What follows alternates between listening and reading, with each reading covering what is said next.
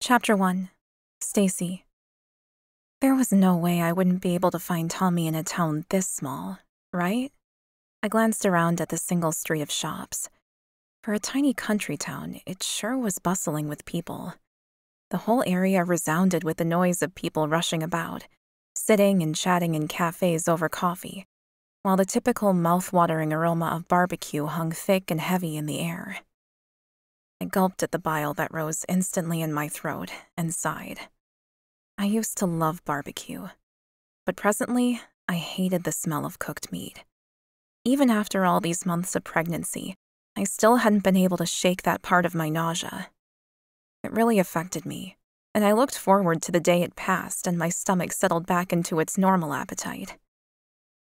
My baby twisted and kicked inside my belly, reminding me of their presence and making me smile despite the sadness filling my heart.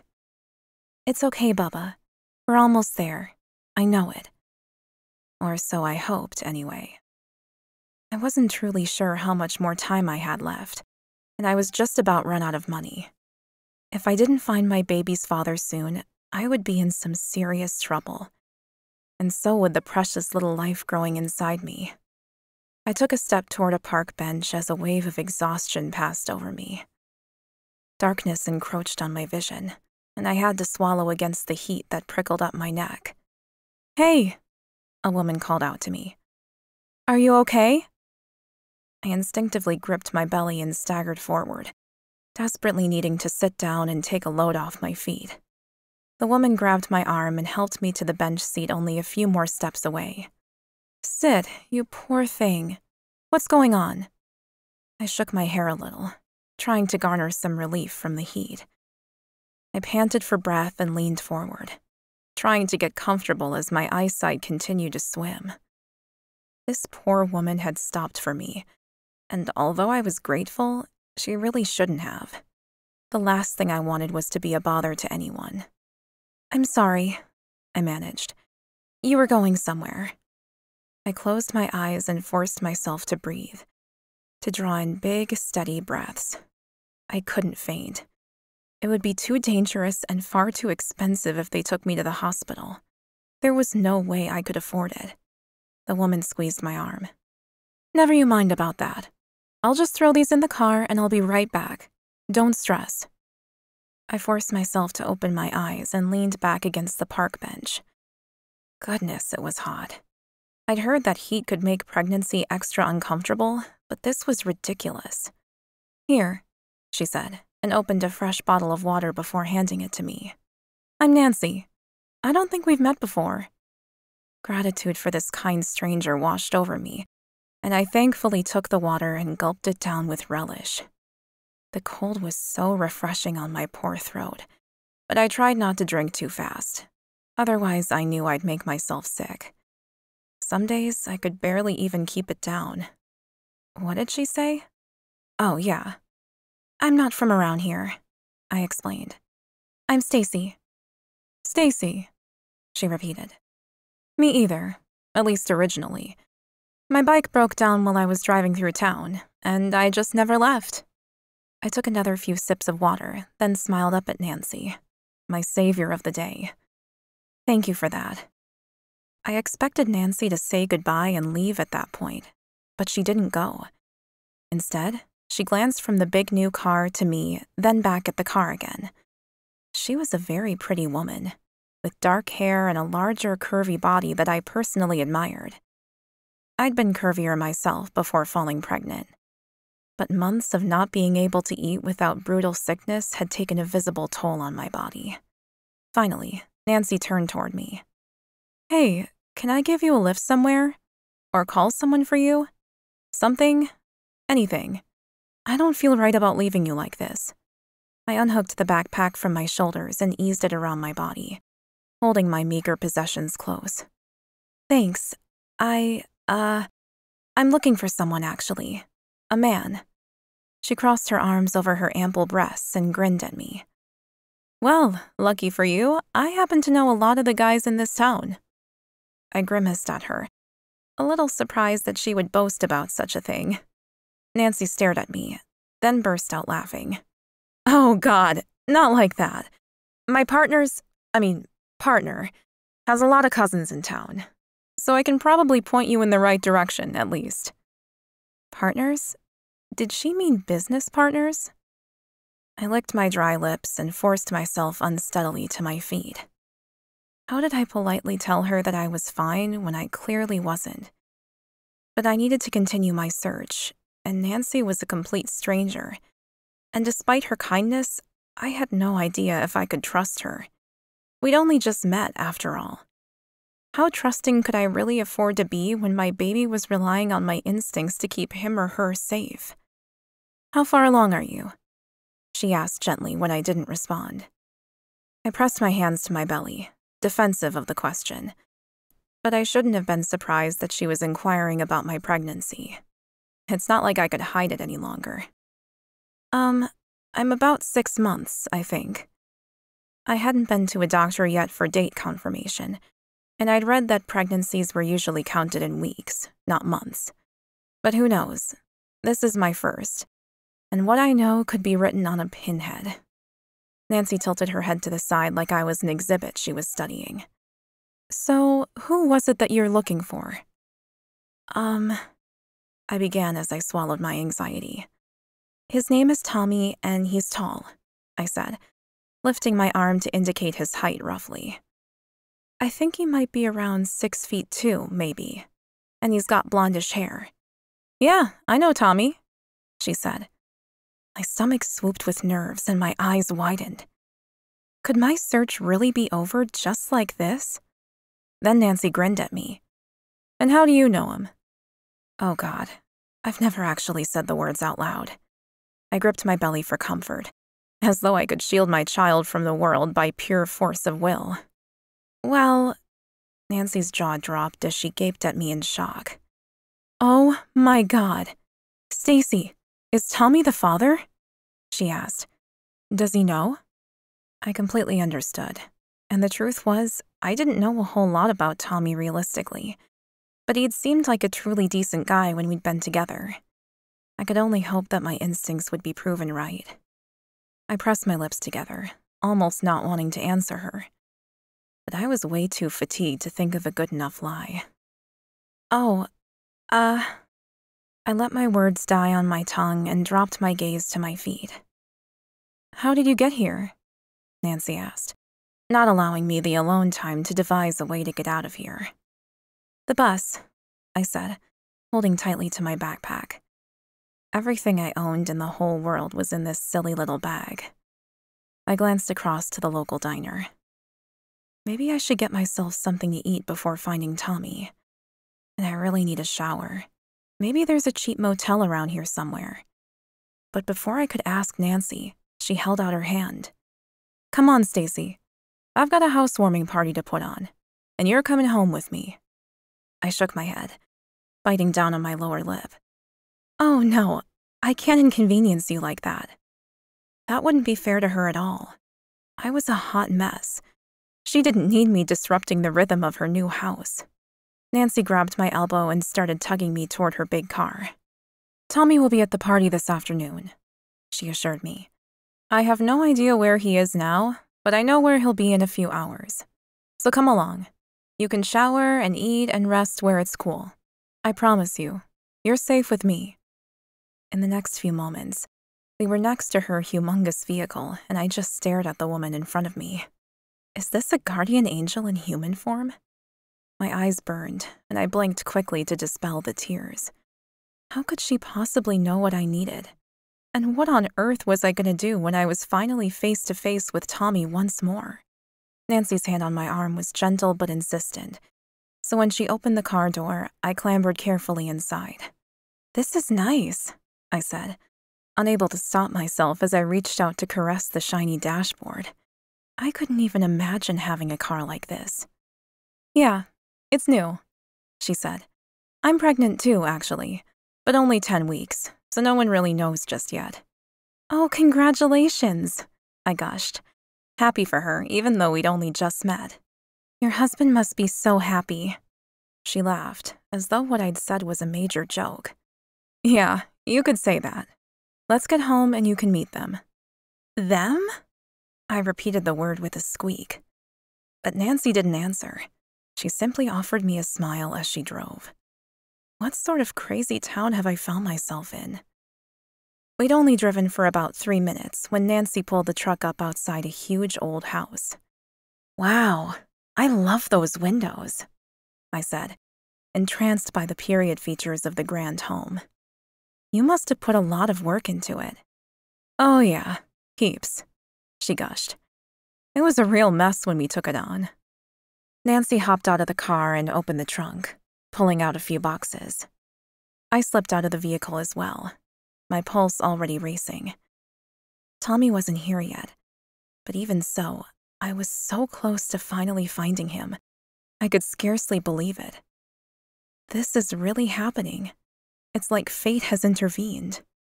"Let me help you," I said, popping on my backpack and grabbing one of the boxes from her. "Oh, thanks," she said, picking up a shopping bag. "I appreciate that. These are just some last-minute things. Come on, let's get you settled." I followed Nancy up the sidewalk to the house, noting the freshly planted flowers and the neat paving stones. She forged ahead like the queen of her own queendom, opening the front door and bustling inside. I gripped the box I held tightly with 2 hands and slowly crept inside, my anxiety in overdrive. Her home was truly beautiful and seriously enormous. The floorboards shone with new lacquer and the high ceilings were decorated with pretty cornices and custom paint colors. I really appreciated the restoration, and I would know a good one when I saw it. I'd studied historic architecture and design before marrying a man way too old for me. I sighed at the memory. "Just put that box down there," Nancy said, pointing to a small table in the entranceway. I did what she said immediately, feeling unclean and unworthy of being in this beautiful house. Nancy just grinned at me, then took off up the staircase. "Follow me. Just mind your step." And so I did, running my hand over the solid wood balustrade, all the way up to the landing and along the hallway. "This place is really... wow," I breathed. "I'm glad you like it," Nancy said with genuine warmth before she pushed open a door. "This is a guest bedroom, and it has a shared bathroom with the bedroom next door, which I think is kind of cool." I nodded. "Jack and Jill bathrooms?" She shrugged. "Is that what you call it?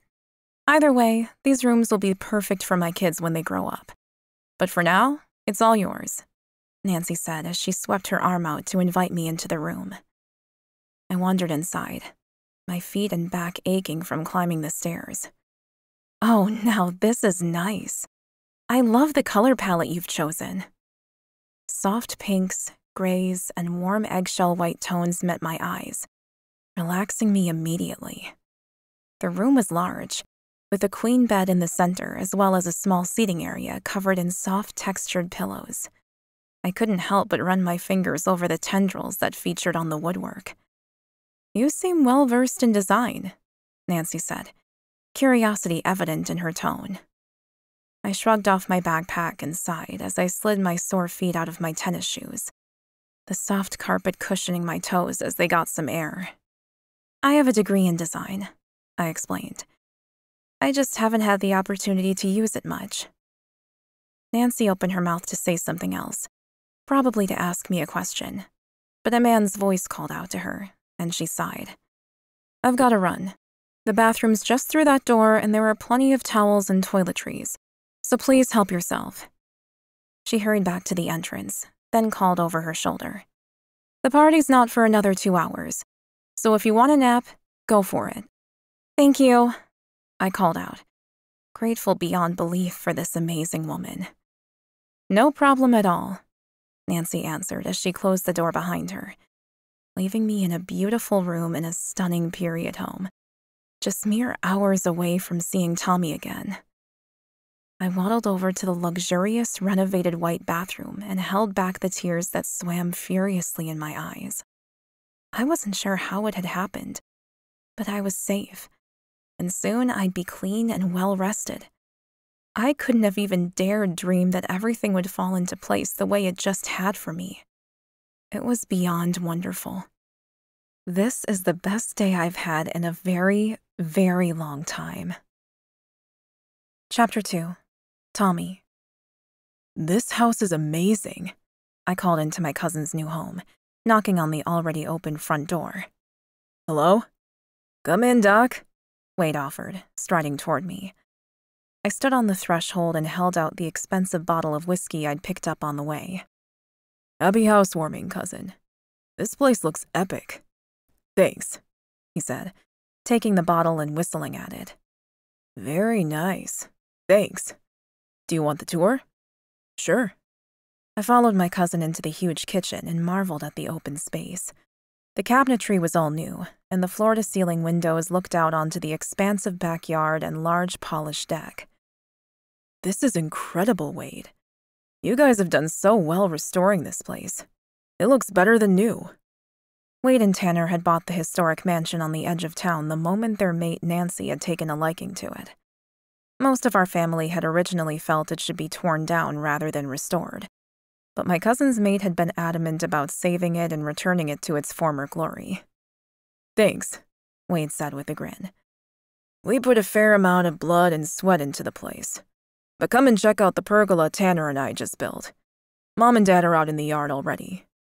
Great, I said, still looking around in awe. I'd love to. This house had been a wreck for so long, it was hard to reconcile this incredible home with the sad and derelict dumpster fire it had been before. Is David coming too? Wade asked as he grabbed a couple of beers from the ice bucket and handed one to me. I twisted the top off and took a deep slug. Yeah, he's coming. He just had to close the restaurant first. My brother David owned a steak place in town and was a bit of a control freak when it came to his proverbial baby, so he often did late hours. He opened most days and worked 6 days a week, unless we had a family event on. As it was, he was closing early for the housewarming party today. Cool. Let's go outside.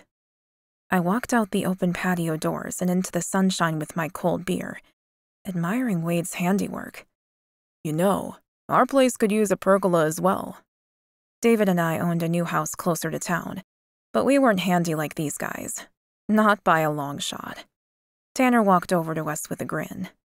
Well, if we ever finish this place and get back to work, you'll be our first call, he promised. I reached out and shook my cousin's hand. I'd be happy to hire them and pay them what they were worth. Their work was quality with a capital Q. Sounds like a plan, I replied. Nancy came rushing up. Tommy, hey, I've been waiting for you to get here. I leaned forward and kissed my cousin's mate on the cheek politely. It's good to see you, Nancy. Your house is beautiful. I hadn't seen too much of the inside just yet, but I had to assume that they'd done as good a job on the bedrooms and bathrooms as they'd done on the kitchen. The whole mansion probably looked like a historic bed and breakfast. Thanks, I appreciate that. Is David here yet? She glanced around. A strange sense of concern began to creep into my heart at her line of questioning, though it was entirely innocent enough. No, not yet. Why? What's wrong? She smiled at me, the mixture of emotions that flitted across her face an odd combination. Nancy was trying not to laugh, that much was obvious. She was also very amused, but there was a worry in her eyes I hadn't seen for a long time. I dropped my voice to a whisper. You're not spotting or having any health concerns, are you? I asked, my brow furrowing. I was one of the only people who knew of Nancy's pregnancy, and it wasn't uncommon to miscarry, especially before 12 weeks. She shook her head adamantly, allaying my fears instantly. No, I'm good. Well, I feel like crap, actually, but that's a good sign, according to my mother-in-law. Relief washed over me at her upbeat response. Then what's the matter? I can tell something's up with you. Nancy wrung her hands and bit her lower lip. I met someone in town today and invited her along to the party. I waited, wondering when this was going to become relevant to me. Yes? I prompted. Her name's Stacy, Nancy went on, and she's been tirelessly looking all over the state for you. The bottom fell out of my stomach at the mention of the girl's name that I'd spent just one glorious night with about 6 months ago. Stacy, you say? I shifted my feet and moved my beer from one hand to the other. It can't possibly be the same woman. Yeah, beautiful blonde, long hair, Nancy answered. Curvy, like you? I asked hesitantly. Nancy's lips pressed into a thin line. No, she's quite thin overall. I relaxed a little, able to breathe again. Then it couldn't have been the Stacy I was thinking of. The woman I'd spent a night of unbridled passion with while on a conference in the city had curves for days. She'd possessed the most luscious breasts, and she'd wrapped her deliciously thick thighs around me in a way that had made me believe in heaven. Nancy's eyebrows shot up. I'm pretty sure it's the one you're thinking of. Can you just come inside and meet her? She's a bit nervous. Like I said, she's come a long way. Wade and Tanner regarded me with a knowing expression. I swallowed the lump in my throat and nodded. Yeah, sure, I agreed. What else could I say? Come on, Nancy said, hustling back toward the house. I gave my cousins a guilty smile and headed off after their maid. When I'd met Stacy, our chemistry had been electric and unlike anything I'd ever felt for anyone else. But she disappeared at the end of the night, and I'd never had the chance to see her again. We walked through the kitchen, past the front door and into a small adjacent sitting room with a large L-shaped couch and a wall of colorful books. Waiting by the door on the other side of the cozy room was Stacy. She had a pair of jeans on and a long baggy sweater. Her face was pale, and she was definitely much thinner than I remembered. She looked like she'd lost 20 pounds, maybe more. Stacy, I said with a welcoming smile. It's so nice to see you again. How are you? I took a step toward her. The young woman's lips quivered as her hands came up to grip her belly protectively. Her very round, very pregnant belly. I stopped mid-stride. Oh my God. I scarcely managed as my breath caught in my throat. Yes, I'm pregnant, Stacy confirmed. And yes, it's yours. I've been looking everywhere for you. You haven't been the easiest man to find. My jaw dropped, and I rocked back on my heels. Oh, wow. Stacy stared at me, her big blue eyes wide and afraid. I couldn't find you. I'm so sorry, I said, remembering our encounter now with less than rosy glasses. I had the same issue. You were gone by the next morning, and I didn't have your full name or a number to contact you. My pride had been the only thing that had prevented me from sending a private investigator after her. If she didn't want to see me again after the incredible night we'd shared, I didn't want to be the one to force her. Yeah, that was my fault. I shouldn't have left like that, she said quietly, her cheeks flushing with shame. I immediately wanted to rush over and comfort her, but I had no idea if that was what she wanted. So, I said, calculating dates in my mind.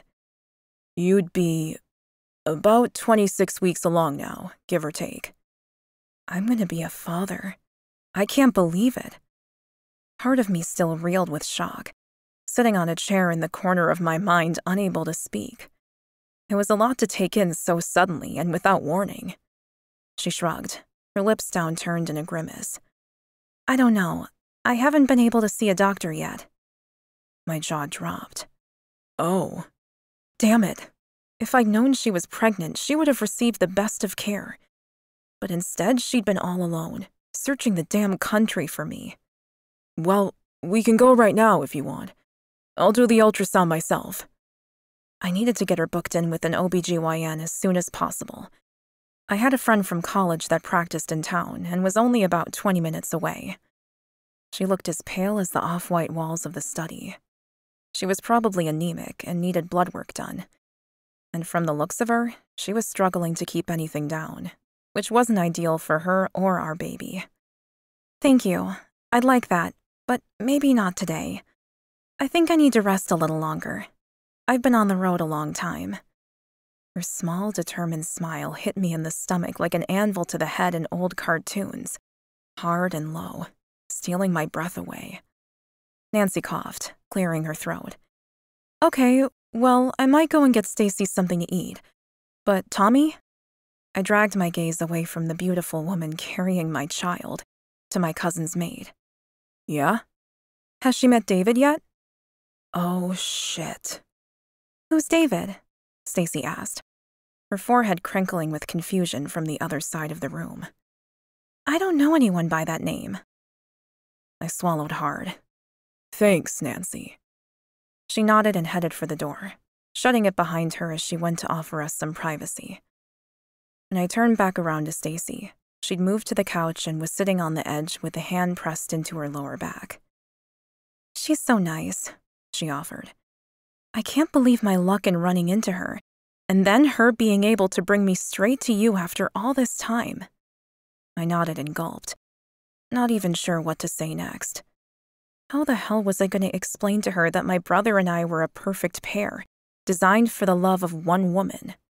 What would that mean for our future together? And what was David going to do when he found out about Stacy and her present situation? Yeah, Nancy is amazing, I agreed, walking over to the window to stare out at the street. My brother would be arriving soon. What am I going to do? I'm sorry to just surprise you like this, Stacy said. I never meant for this to happen, and then I didn't have anywhere else to go. She trailed off. I turned around and gaped at her. Never apologize for finding me, Stacy. I only wish you'd come to me as soon as you found out you were pregnant. She rubbed her belly in a circular motion. Yeah, again, I'm sorry. I wasn't exactly in the best place when we met. Then I had to get my life on track, only for the pregnancy to kind of derail everything.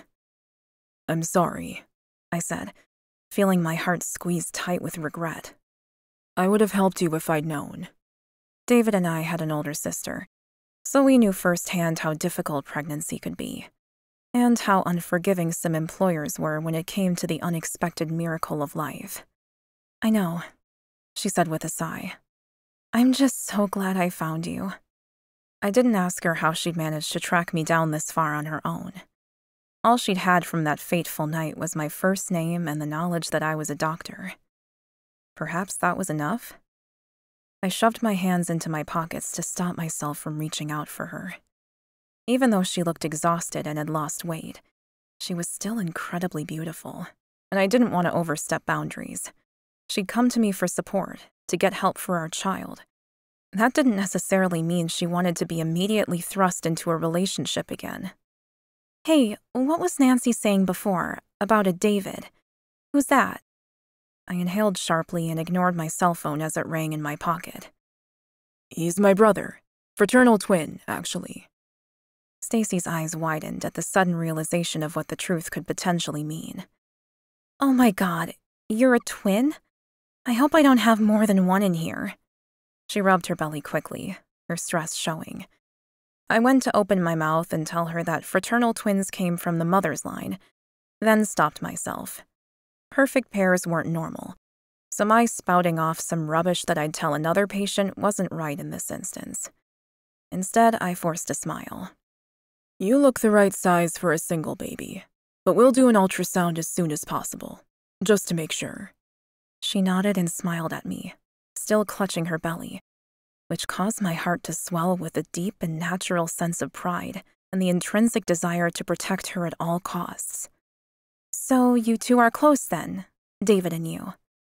I nodded, feeling my anxiety rise, so I began pacing the study in front of the window. Yes, we live together, actually. He runs a restaurant in town, so he's barely home, but he's a really good guy. I think you'll like him. Stacy smiled politely. Meanwhile, my stomach twisted with worry. How was I going to tell her the truth about David and me, and that she was the mate we were meant to share? Chapter 3. David. I sighed. My brother wasn't picking up the phone, but it didn't really matter now. I was already running late, but at least I had the cake I'd promised Nancy I would bring and was on my way there now. I slid the cake box carefully onto the car seat next to me and shut the door. I hadn't closed the restaurant early on a Saturday in a long time, but I didn't have a manager I trusted enough to run the evening shift at the moment, so there wasn't much choice in the matter. In fact, if I were being honest, I was actually looking forward to a relaxed afternoon and a few beers with my extended family. Hopefully the housewarming party would stretch into the evening like so many of our family events did. But if it didn't, Tommy and I could head out to dinner or have an early night. God knows I need one. I'd been going too hard for too long, and so had Tommy. We always said to one another we'd work our butts off until our mate showed up in our lives. Then we could slow down, just like Wade and Tanner had. Unfortunately, we were over 40 now, and the woman who was meant to complete us was still nothing more than a figment of our collective imaginations. It took me less than 5 minutes to pull up outside Tanner, Wade, and Nancy's new place. The street was literally lined with cars from one end to the other, and the aroma of barbecue filled the neighborhood. I made an appreciative noise in my throat, grabbed the cake box, and headed inside. They'd done a great job on the facade, and the gardens were planted and landscaped as well. I admired their restoration and attitude towards maintaining its original integrity, but I certainly couldn't imagine doing gardening like that myself. Though gorgeous, the colorful cottage-style gardens were no doubt hugely labor-intensive, and digging in the dirt really wasn't my thing. I had my hands full with the restaurant, which ran me off my feet as it was. I knocked on the door and plastered a smile on my face. Nancy was there moments later, a plate of food in hand. "Oh, David, you made it." "Hey, Nancy," I said, greeting her with a kiss on the cheek. "Where do you want me to put the cake?" "Oh, on the kitchen counter, please. I'm really excited about this." I grinned at her. The cake wasn't just an ordinary cake. It was a gender reveal as well. Nancy had some blood work done early last week, and my brother had rushed through the results to find out the gender of the baby for her. Both my pastry chef and I knew the results, but no one else. "Right. I'll go take it in for you." I took my leave of Nancy and found Wade standing in the kitchen with a beer. "Hey, cousin," I said. "Congratulations on the house. And the, you know." I winked, the unspoken reference to his soon-to-be baby bundle. Wade grinned at me. "Yeah, you too, I guess." I slid the cake box further away from the edge of the counter, not wanting it to fall and smash. That had taken far too many hours of baking and decorating to have it destroyed. "Me too?" I asked, grimacing at my cousin in confusion.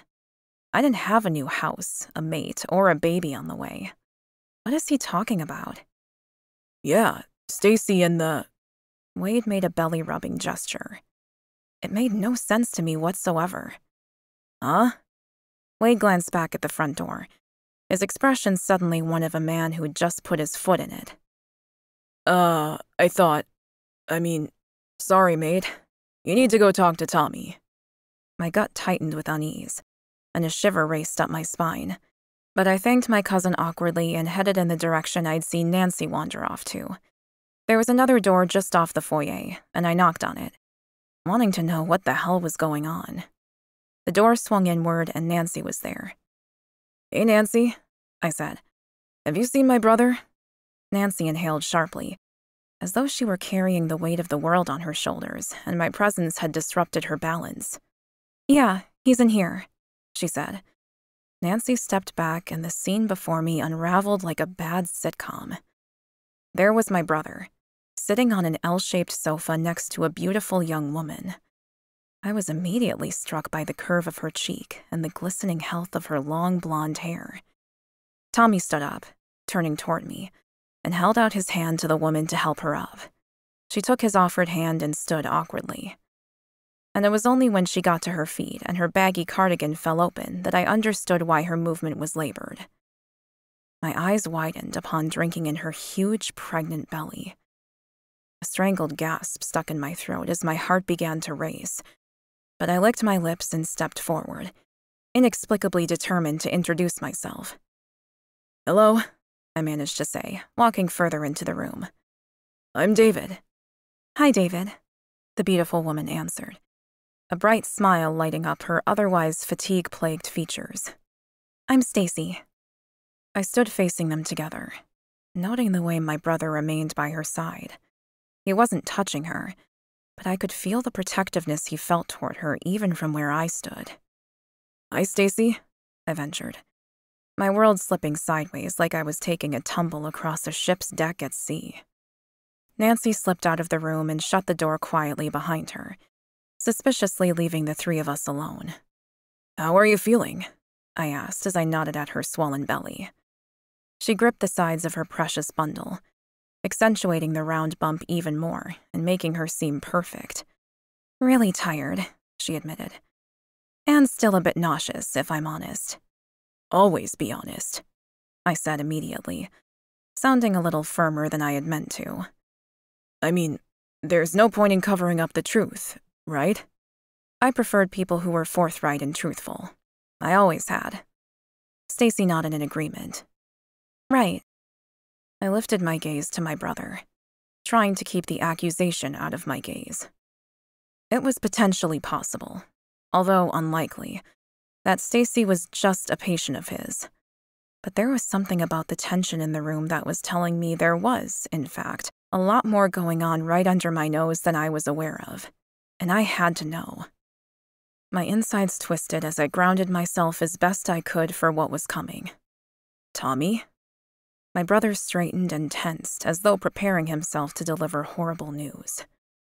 "I met Stacy when I was in the city 6 months ago, and we slept together." My gut twisted again, this time much more violently. Fuck. I knew without asking what was coming next, but I had to hear it said. This wasn't the sort of thing you made assumptions about. I needed to hear the truth. "So, this baby is yours?" I asked carefully. My shifter howled inside my mind, enraged and heartbroken all at once as the question hung between us. I'd spent 25 years being inscrutably careful with every girlfriend I'd ever had, dutifully waiting for our mate to find us before bringing life into this world. What the hell has my brother done? Tommy made a pained-sounding noise in his throat. "David," he began. I swallowed hard. Maybe I don't need to hear it after all. I took a step away from them both, feeling shame and pain rain down upon me in unfathomable measures. My whole life up until this point had been a lie. Every plan my brother and I had ever made together was now obsolete. It was a farce. I'd wasted my youth on a dream. "Congratulations," I managed to say as I staggered back to the door I'd come through. Poor Stacy looked distraught, though I wasn't quite sure why. All I knew was that I couldn't bear to look at her. It hurt too much. And it wasn't her fault that my stupid brother had broken our ability to be a perfect pair-bonded family like we were always destined to be. And I knew my brother well enough to know he'd be committed to Stacy and their baby, respective of whether or not they ended up together ultimately. But with her being so young and beautiful, not to mention the natural mother of his first child, why wouldn't he choose to be with her forever? And that left me resoundingly alone. My part in a fated menage finally dashed like waves upon jagged rocks. "David, wait. Come back, please. I haven't explained yet. Please." I shook my head. I just couldn't. "No, brother." I was choking now, and I needed to get away. As far away as possible. "You have your path, it seems. And it's one you obviously need to walk alone." "David, I'm sorry," Stacy called out, her brow furrowed in confusion at my reaction. "I didn't mean to upset you with my news." I offered a grim smile to the young woman who had just turned my world upside down and inside out. "Welcome to the family, Stacy." Then I fell through the door and managed to slam it shut behind me. I didn't go and see Nancy or my cousins. I couldn't think, couldn't function. I couldn't be at a family event making small talk while trying to be happy for my cousins when I wasn't feeling anything other than a crushing sense of despair. I jogged through the front door, unable to look back, slid into my car and took off home. The home I shared with Tommy. Maybe I should move out, let them have the house. Tommy could buy me out, and I could get my own place. I'd never lived alone, but it was probably high time I started. After all, I'd have to find my own mate now, because my brother had clearly chosen his woman. That was for sure. I soon arrived home. Could scarcely breathe. My chest felt too tight, and my wolf shifter was howling uncontrollably within me. I needed to shift and run, to mourn the future I'd worked so hard for, and now lost. Instead of getting out of the car, I turned the engine back on and reversed, driving back toward my parents' place. They lived on the edge of the forest and owned 10 beautiful acres of untouched land. More than enough room to be able to run while also staying safe. As soon as I pulled up, I jumped out of the car and noticed the lights on. I didn't bother to check out who might have stopped by. I just ran around the house, letting myself into their yard before stripping off my jeans and shirt. My wolf tore through me in record time, my skin transforming into fur as my shifter forced me to all fours, and a howl ripped from my throat. In my animal form, the pain was somehow less, more bearable, and the downward spiral of depressive emotions and thoughts I'd been drowning in ground to an unexpected halt. In fact, in my wolf form, I could feel a blink of hope in the darkness of my human despair, of enjoying my brother's baby as a family. But I squashed the thought and impulse, upset at my wolf's baseless assumptions. How can he think I would just become the third wheel in my brother's relationship? I had a lot more pride than that. I deserved a woman who loved me too, one who chose me as well as Tommy. Or that had been the original plan, anyway.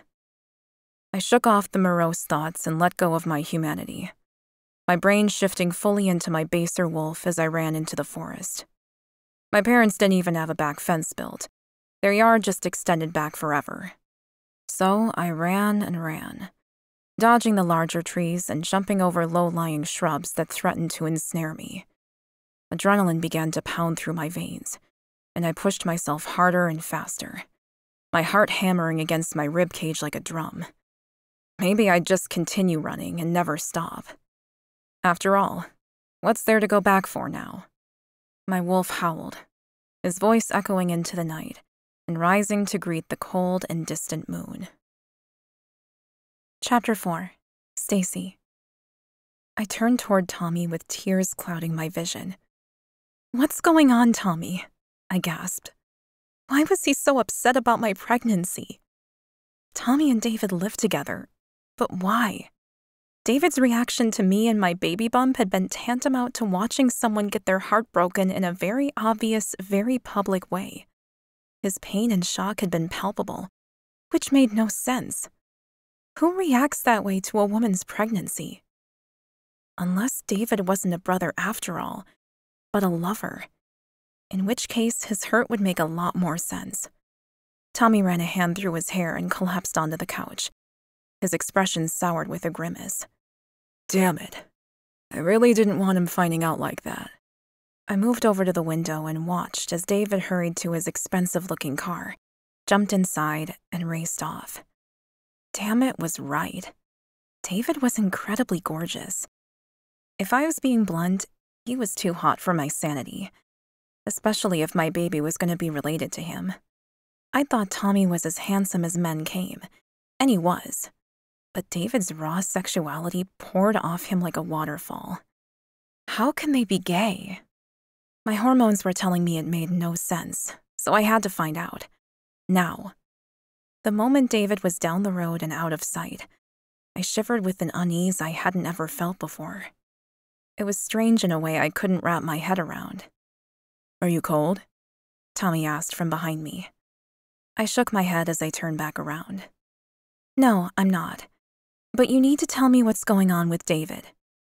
When he didn't respond straight away, I crossed my arms over my chest and sighed. You can tell me the truth, Tommy. I'm an open-minded person, but I just need to know. Is David your lover? The closeness and intimacy they shared together was obvious, but asking the question was still difficult for me. I prided myself on being an accepting individual, but it smarted a little, since it hadn't even occurred to me once that Tommy might be gay or bisexual. Married or divorced, maybe. But during the night we'd spent together, There hadn't been a single moment where I'd had cause to wonder about Tommy's sexuality. Oh, hell no. Tommy jumped to his feet. We're brothers. Literally. We're fraternal twins. I've got photos. My parents will be here soon enough. You can ask them. I nodded slowly, taking him at his word as I shook the tension out of my shoulders. Then what was that all about?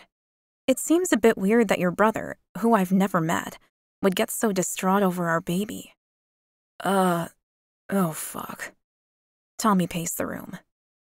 I'm gonna have to tell you the truth to explain this situation, but you're gonna have to keep your mind open about it, okay? I can do that, but you're not bisexual or married, are you? Tommy shook his head. No, that's not for me. I'm single and straight as the day is long. Okay. A rush of relief washed over me, but there was still a tension in my gut I couldn't resolve. He wasn't gay or bisexual, and he wasn't married. So what else could it be? I honestly had no idea what he was going to say, but at least he'd answered my questions and been upfront so far. I'll just have to see where this goes. In my family, twin boys are sometimes born in what is termed a perfect pair.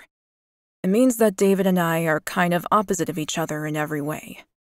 I'm not as serious and I'm much funnier, at least according to the family. He's a fucking perfectionist, and way too smart for his own good. Even our coloring's different. I'm lighter and taller, he's darker and shorter. Our strengths and weaknesses basically complement each other. I nodded, as if an odd familial term for twins explained any of our current predicament. Okay, so what are you trying to say, Tommy? He dragged in a huge breath, running another frazzled hand through his gorgeous blonde hair. Well, in our family, most perfect pairs end up married to one woman. They share a family like Wade and Tanner, Nancy's husbands.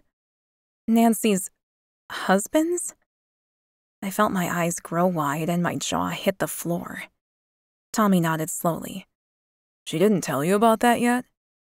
Well, no. She failed to mention that. Oh, shit. I found myself in some kind of polygamous family cult.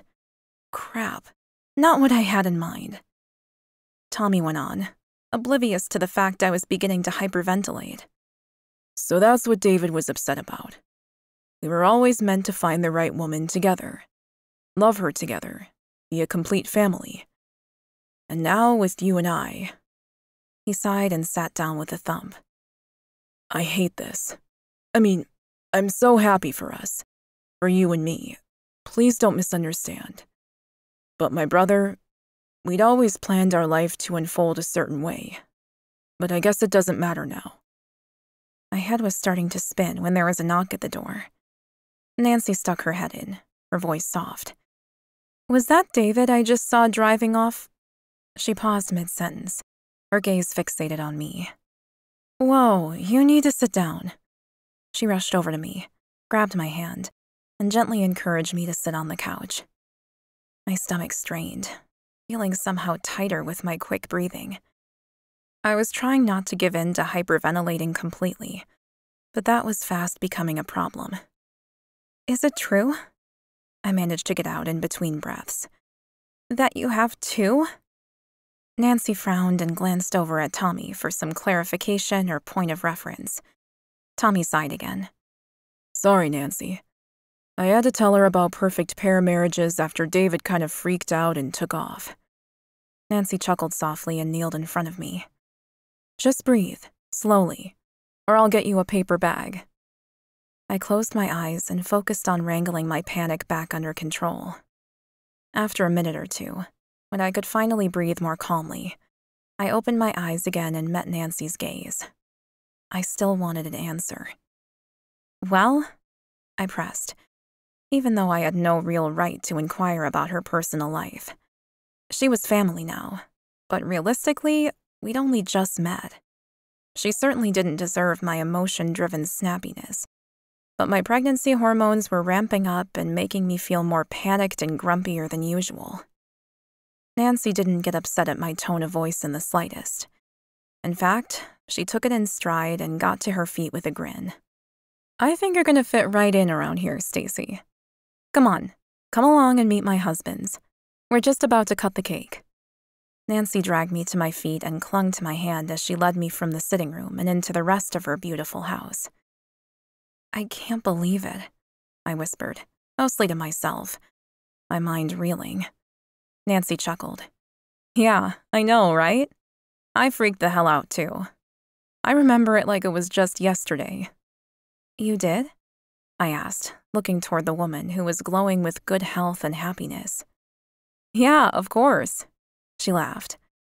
I was on my bike, riding like a bat out of hell, looking for a safe place to hide from my asshole ex, when a couple of brothers up and decided they both wanted me. Nope. It blew my mind, and I panicked big time. That wasn't the kind of life I'd dreamed of, or ever thought I'd end up with.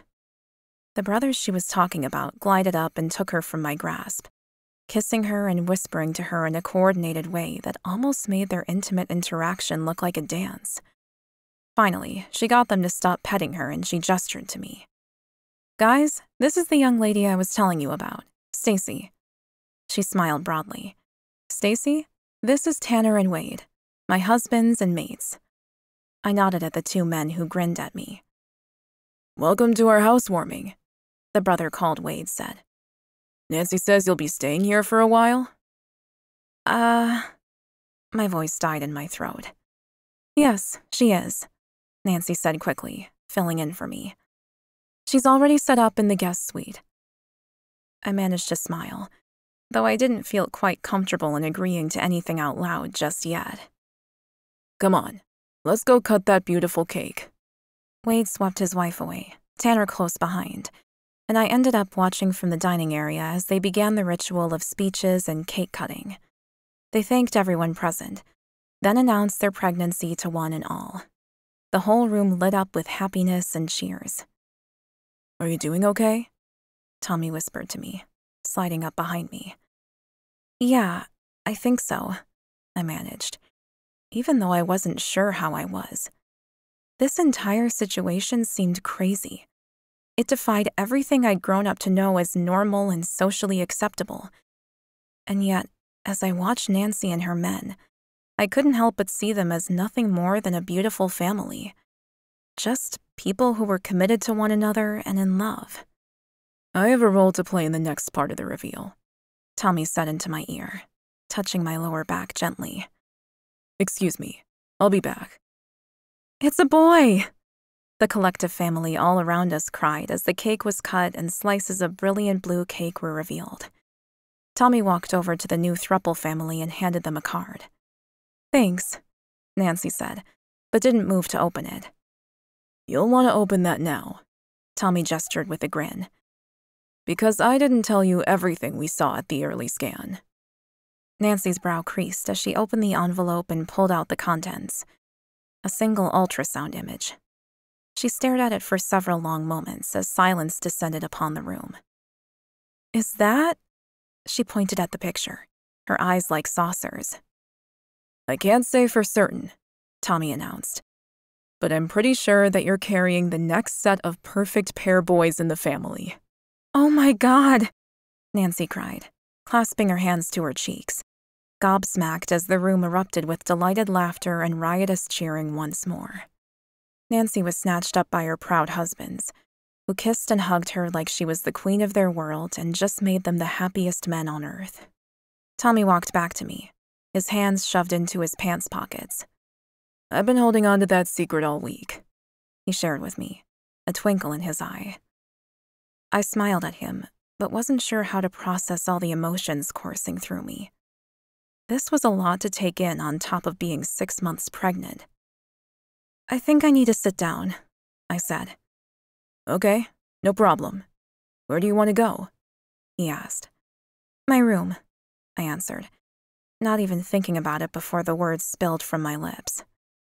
Would you mind grabbing me a soda, please?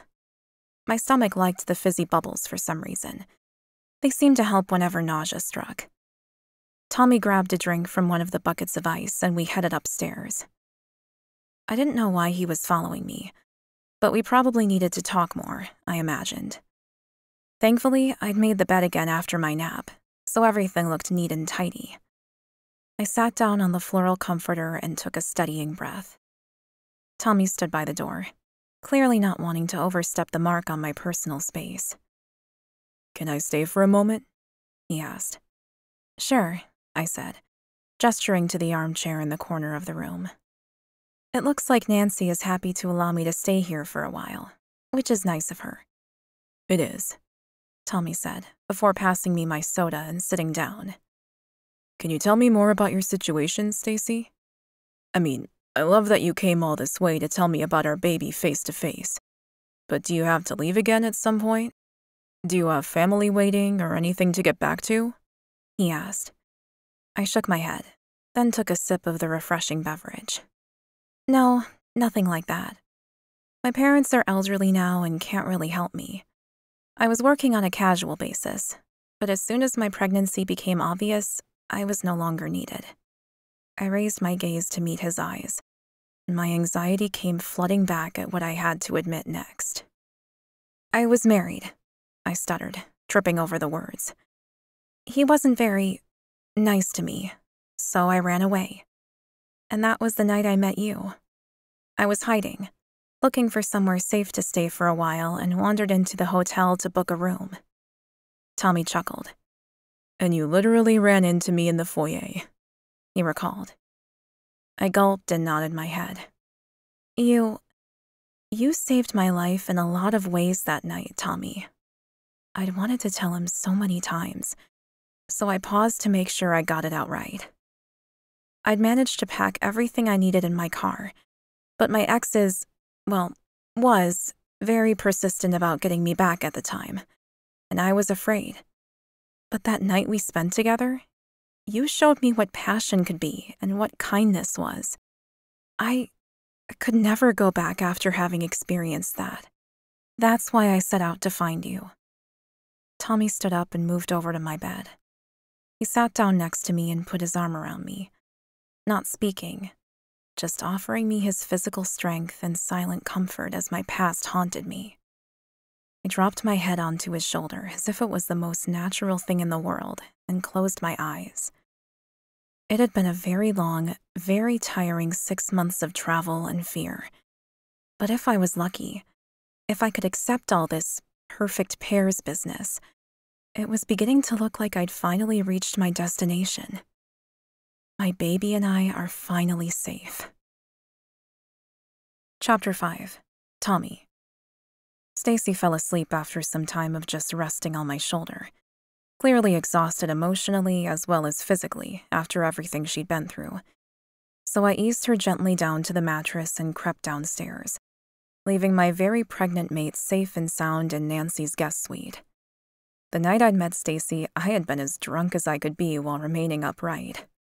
I'd endured a boring-ass medical conference all day and partaken in drinks at lunchtime, and again after the lectures had finished. I'd managed to rustle up some dinner, as well as more wine, and then stumbled my way through the lobby towards the elevators, wanting nothing more than to lie down and drink 2 gallons of water. But it seemed that fate had other ideas, because I'd literally run into the most beautiful woman I'd ever seen, Stacy. With her gorgeous long blonde hair and bountiful curves, she would have made any hot-blooded male's mouth water. When she'd grabbed my arm to steady herself in her rush through the lobby, there had been a strange electric buzz that passed between us. It was enough to knock some of the alcohol out of my system and sober me up a little, but not enough to knock me off my feet. In my tipsy, blasé state, I dismissed the feeling initially, and we started chatting. She'd been looking to book a room, and I'd offered her my spare. I'd paid for a full suite, and the physician I'd planned to travel with had canceled on me at the last minute. She'd seemed on edge, but grateful for my offer of hospitality, and came up with me to my suite. We'd shared wine and room service, and chatted about nothing in particular. I remember being happy that she seemed more comfortable and relaxed. And then she kissed me, pulling me headlong into a vortex of pleasure unlike anything I'd ever known. Looking back now, I should have realized she was special. But with the alcohol dulling my senses and the absence of my twin, I dismissed any signs that indicated she was meant to be ours. But now I was sure. The tingle in her touch was decreasing with each moment we were together, but she was meant to be mine. I was certain. The zing was only there to act as a lightning rod, to help a male recognize the bond. It wasn't supposed to last forever.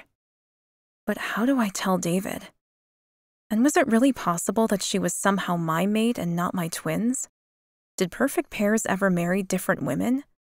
I didn't even know if that was possible or a thing. I certainly wasn't aware of any such instances. With these questions and many more niggling at my mind, I made my way downstairs to find that most of the family had gone home. Nancy and my cousins, along with my aunt and uncle, however, were still sitting under the pergola enjoying chatter, drinks, and snacks together by the fire pit. "Tommy," Nancy called out, waving me over. "Come sit." I fell into one of the outdoor chairs with a groan, my stomach lurching. "Damn, I think I forgot to eat." "There's plenty of leftovers," Nancy offered, waving her hand at the laden table in front of us. "Help yourself." I reached for a platter of sandwiches and pulled it toward me, picking one up that appeared to be filled with chicken salad. "Thanks." "So," Wade said with a grin, "we hear the final perfect pair have found their woman." My aunt and uncle sat up straighter in their chairs. Their curiosity immediately piqued. "What do you mean?" they asked. I chewed my sandwich, then awkwardly shrugged. "Stacy is mine, I'm pretty sure. But I don't think she's David's mate." "How is that possible?" Nancy gasped, glancing over at her in-laws. "Aren't perfect pairs meant to always share a woman?" Aunt Tess picked up her glass of wine and held it in thought. "Well, not always. Some of our mountain lion cousins married separate women," she began. "But that didn't even work out," Uncle Barry interjected. "They ended up finding their real mate later on." "True," Aunt Tess acknowledged, nodding slowly. I grabbed another sandwich and sat back in my chair. "So, you're telling me that either Stacy is David's mate too, or she's not mine to begin with, and I have to tell her that." Both options seemed strange and unpalatable, and my initial feelings were that I didn't want to deal with either. I wasn't sure how I'd feel about sharing Stacy, but I also didn't want to have to tell her that all she'd ever be to me was just the biological mother of my child, because my real perfect pairs mate was still out there somewhere. "How did David respond to her?" Nancy said. "I saw him run from the house, so I assume it wasn't good." I chewed thoughtfully before answering. No, not good at all. My brother took one look at Stacy's pregnant belly and then pretty much headed for the hills." "So, he didn't touch her?" Tanner asked, one brow cocked in question. I shook my head. "Nope, he didn't get that far. He just asked if the baby was mine, then bolted. He looked pretty shattered, to be honest. It was awful." Tanner grinned. "Then you won't know until they make physical contact. David asked to shake her hand or something. I'm sure he was just reacting out of shock." "Didn't you keel over when you met Stacy?" Nancy asked me, sitting forward on her chair and reaching for a small plate that contained a piece of pie. "My boys did." I chuckled softly, imagining her boys falling to their knees from the mere touch of their mate's hand. Not really. I mean, I felt an electrical buzz, a bit. But I was so drunk when we met, like blind drunk. So I think that might have taken the edge off the whole knocking me to the ground part." Tanner laughed. "Well, don't tell Marcus and Oliver that. They'll be jealous as hell." I glanced around, noting their absence. "Did they come today?" "Oh yeah," Nancy said. "But Lexi is so pregnant she didn't want to stay long. She's really uncomfortable at the moment. Poor thing." I nodded absently. "Yeah, I saw her a few days ago." She was past her due date and getting grouchier by the day. "So, what are you going to do about David?" Aunt Tess asked. I grabbed a chicken leg from another platter in front of me and shrugged for the second time since sitting down. "I have no idea." "Yes, you do," Nancy said, glaring at me like I was a fool. "You've got to get them together. It's the only way." "Stacy's exhausted," I said, worry coursing through me unexpectedly. I don't want to put any more on her today. Well, bring him tomorrow, Nancy resolved. Stacy can stay here, and I'll do what I can to help her rest and recover from whatever she's been through. But it looks like it's been a lot. The group looked at me expectantly, but I kept my lips firmly shut. I only knew a fraction of the trials and tribulations that Stacy had gone through to find me, and I wasn't about to blab that around my family without her consent. That would be great, I said finally. And I'll see what I can do to work on David. And get her in for that ultrasound, Nancy added, grinning at me. You never know. Hers might show the same thing mine did. I laughed, not sure which way I wanted the results of the ultrasound to go. It's possible, but she's on the smaller side for 30 weeks, so I'd guess she only has one baby in there. Nancy pouted. Oh no, I forgot about my belly. I'm gonna be huge, aren't I? The rest of the family went on to tell her how beautiful she was and that she didn't need to worry about her body, while I let my mind drift to my brother and Stacy. Did I want them to be together in the Polly family I always thought we would have and share? I should. I knew it in my heart. But there was an unsettling niggling sensation lurking in the back of my mind that I couldn't quite put my finger on. David and I'd grown up knowing we'd probably share the same wife, but we'd never tried it until now. Always dating separate women, we'd never even tried to love the same one. Can we share a woman like Tanner and Wade do? Will we have issues like Marcus and Oliver did in the beginning? Surely there has to be teething issues with this sort of arrangement. I stayed another hour or so, hoping to catch another glimpse of Stacy, but in the end, I headed home to an empty house. David wasn't there, and neither was his car. When I tried his cell phone, it went straight to voicemail, and the Bailey's was closed, and I wasn't going to disturb my parents this late. So, with nothing else to do, I heated up some leftovers and turned in earlier than usual, wanting the time to pass quickly so I could see my maid again. Instead, I ended up lying on my back in bed, unable to sleep, just listening to the soft sounds of cars and people around our neighborhood. We were close to town. Too close, in some ways. The house had worked for the past 10 years while we were single and wanting to get to the restaurant and medical clinic quickly. But now, maybe a larger property would be better for my child. My child. Those two words hadn't been ones I'd thought I'd be saying or thinking about for a long time. Would Stacy's baby be a girl or a boy? Would she want to breastfeed? I was a huge advocate for a woman's right to choose, from a doctor's perspective. But something primal, the shifter in me, yearned to see our infant at her breast. She'd lost a lot of weight since I'd last seen her, which meant her pregnancy hadn't been easy on her. So even if I couldn't get David to go and see her tomorrow, I'd get her into the clinic for an ultrasound, just to be safe and make sure she and the baby were okay. There wouldn't be anyone there on a Sunday, but I had keys to everything, and I'd let the clinic manager know in case she came running in. Agatha was a great manager, but she ran a tight ship. I stayed awake well into the early hours thinking about where we'd live after the baby was born. I resolved to go straight to the real estate agents in the morning to get a jump start on our future. When I finally fell asleep, I sent up a little heartfelt prayer of gratitude. I was going to be a father, and it was all thanks to Stacy. She had conceived my child and kept it safe even when she didn't know where I was. She could have lost the baby or chosen to terminate. And I never would have known. But against all odds, she'd found me.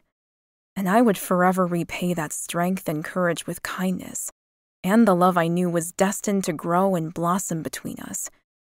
And I just had to trust that our perfect pair's bond would make itself known when the time was right. I'd been around long enough to know that the path to lasting love was not always a straight one. Sometimes it was fraught with curves, kinks, and broken pavers along the way.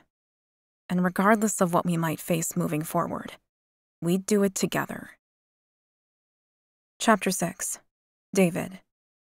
After my chaotic run through the woods, I shared a quiet dinner with my parents and then stayed in my old room for the night. Mom and Dad didn't ask why I wasn't driving the 3 minutes back home. Instead, Dad had just poured me a double shot of whiskey, Mom put fresh sheets on my old bed, and I'd gone to bed early. My heart hurt, like my chest was somehow too small for it. Tommy was going to be a father, and I was going to be what? An uncle? Oh my fucking God. I ran my fingers through my hair even as I lay in the old double bed, the lumpy mattress a testament to the decades that had passed since anyone had slept in this room. I was never meant to be an uncle to anyone's kids except my sister, who had unfortunately never found the right man, so she was the one looking forward to being an auntie. And Tommy and I had planned to give my parents the grandchildren they had always craved, and my sister the kids she so desperately wanted to dote on in her life. But now, my brother had found a woman and started a family without me. This wasn't the plan, Tommy. Fuck. I moaned into the darkness. My whole life, I looked forward to our life, our shared life, our perfect pair's life, our family, our mate, our kids.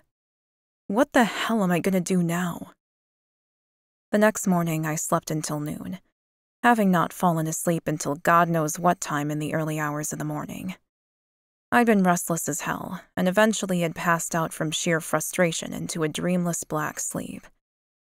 Mom poured me a cup of coffee and pushed a plate of golden scrambled eggs and crisp toast across the counter. I picked up a fork and took a bite, groaning at the buttery, seasoned perfection. How are your eggs still better than mine? I asked with a sigh. I was the one who owned a restaurant, but it seemed I couldn't touch a mother's love. She merely winked at me and went back to getting the bacon ready for my dad. Morning, Dad said as he walked into the kitchen and slapped me on the back. Restaurant closed today too? I shook my head. Nah, I'll be opening at 5. Oh, good. So you'll have time. For what? I asked, taking a sip of my too-sweet coffee. For the ultrasound, he said matter-of-factly.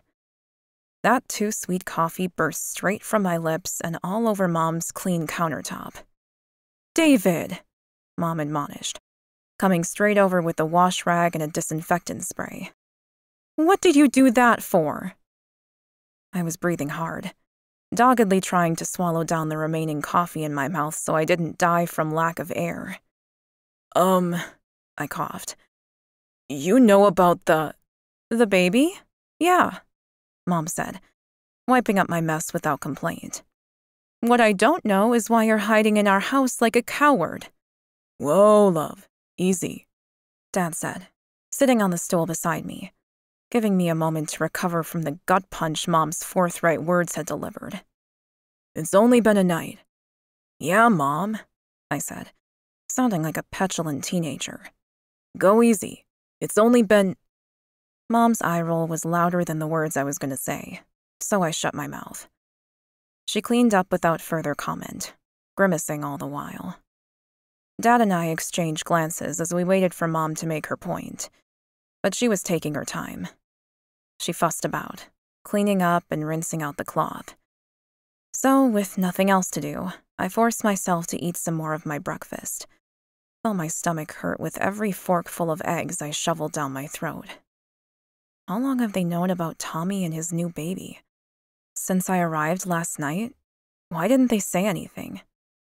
But the answers to those questions were too daunting to truly contemplate, so I just continued to maintain my silence. No one gave me the truth like my parents, my mother especially. And I wasn't sure I could cope with a dose of her reality at the moment, though I wasn't going to run from it either. Mom finally turned around and leaned on the counter with both hands pressing into the wooden top. Sweetheart, do you know for certain that Stacy isn't your maid? I opened my mouth to say, no, of course not. But the warning glint in my mother's blue eyes stopped me. You don't know yet, David. So don't throw away this chance at happiness, of love, for the sake of your wounded pride. She reached out and cut my cheek, then gave me a little slap. Now, enough moping. Go to that ultrasound. I looked down at my plate. That baby isn't mine, Mom. She tapped my chin to make me lift my head. And? She isn't my maid, I said, feeling my anger twist and twirl in my gut. She probably isn't even Tommy's, or he would have known the moment he met her. Mom's lips twisted, and I saw her squash a thought, which was most unlike her. What? I asked, my brow furrowing. She shrugged nonchalantly. You don't know everything, kiddo. Only fate knows what's in store for you. I glanced between my mom and Dad. He was up and pouring himself a glass of water by the sink. What do you two know that I don't? Nothing, she answered. But we're not going to sit by and let you throw your life away. I groaned. This isn't my life, Mom. It's Tommy's. Stacy is his lover. Her baby is his baby. And what about Nancy's babies, Mom fired back. Whose perfect pair babies are hers? Are they Wade's or Tanner's? Doesn't matter? I opened my mouth to answer, and realized I didn't in fact know, and neither did they. And they probably didn't care one damn bit. Mom tapped her watch emphatically. Tick-tock, son. You're gonna miss it. I began to think of every conceivable reason I shouldn't go. But go, Mom said firmly, putting on her authoritative parent voice. And there was no arguing with that one. Fine. Fuck. I grabbed my keys and headed out the door. Bloody parents. They couldn't possibly know what the right thing was for me. And they were totally wrong. It did matter that the baby wasn't mine. I wasn't even there for the conception, which at least Tanner and Wade had shared, I assumed. Despite the fact that I'd always thought I'd live with Tommy in a family, we'd never had a single threesome. It seems stupid in hindsight, but we just assumed we'd be like most perfect pair twins, and we'd find our mate and get married. Full stop. End of story. Once again, stupid. There had to be more to it than that. How could we have been so naive? I jumped in my car and headed home. There was no way I was going to the medical clinic. I'd grab some clothes and go stay at the motel. It wasn't like I couldn't afford it. But I had a shift starting in 4 hours and I needed a shower and my work clothes. But my car didn't park itself outside my house. Instead, I somehow ended up outside the clinic and the lights were on inside. Shit. I hit the steering wheel with my palms and groaned. No. Fate be damned. I'm not getting out. I cringed just hearing myself. I sounded like a petulant teen. But I couldn't sit here without getting out of my car. Even I wasn't that stubborn or stupid. I slid out and marched up to the door. It would likely be locked, and I didn't have my cell phone on me, so I wouldn't be able to call my brother to let him know I was here. So then I'd go home. But my heart pounded against my chest, refusing to be quiet, and I couldn't calm the fear that threatened to consume me. What was the worst thing that could possibly happen here? I'd find out she wasn't my mate after all, and she was here just for Tommy. Or that she'd refused to even consider me. I didn't know, but I wasn't a coward and I'd prove it. I lifted my hand and knocked on the door stubbornly. I waited for 2 whole seconds, then turned to leave. There, I did it. The door opened, and my brother was standing on the other side with his eyes wide and his jaw practically hanging open. You're here. Mom and Dad thought I should come and see how I gulped at the lump that lodged firmly in my throat. Niece or nephew is doing. The sadness I saw sweep over Tommy's face was heavy enough that it made me look away. I couldn't bear that kind of disappointment on top of what I was already feeling. Well, come in. We're just getting set up. Tommy waved me in. I took a deep breath, then walked inside the clinic and glanced around the waiting room. You painted, I said, gesturing at the new light blue walls. The waiting room had been a crisp, sterile white for years. This felt much more welcoming and relaxing by comparison. It somehow settled the nerves. Yeah, we did, he answered simply. Come on, brother. Tommy patted me on the shoulder encouragingly. I walked down the hallway to the room at the end and followed him in. Inside, Stacy was waiting, sitting on top of the table. As soon as I entered the room, I lost my breath. She was so beautiful that my shifter howled inside my mind like a lunatic. "Hi, David," she said, smiling hesitantly at me. "Hello," I replied, shoving my wolf down as I stepped around one side of the table, away from all the machines. Her belly was huge, a lot bigger than I'd realized previously. "I'm sorry I didn't stick around yesterday." I didn't touch her, though my skin tingled with anticipation. She chuckled softly and ran her hands over her baby bump. "It's okay, and I don't blame you. Yesterday was really full on." I just nodded, because what else could I do? Tommy turned on the monitor and grabbed a paddle. "Just lie back and get comfortable, Stacy. Lift your top." She grimaced a little as she leaned back, shifting as though uncomfortable, then raised her tight black t-shirt. Her belly was round and odd, and strangely perfect. "All right, let's see how everything's going," Tommy said as he applied clear gel and ran the probe over Stacy's belly. They both turned to look at the screen to discern the grainy image that appeared. I couldn't help but stare at Stacy's hair, mesmerized by its glistening gold tones even beneath the stark indoor lighting. "Okay, we're measuring at 26 weeks, which puts the dates right in line with the conference," Tommy confirmed, smiling at Stacy with relief. They shared a moment, and a flush of crimson rose in Stacy's cheeks as she obviously remembered their night together. Cold terror hit me in my belly unexpectedly, and I realized my mistake. This was too personal.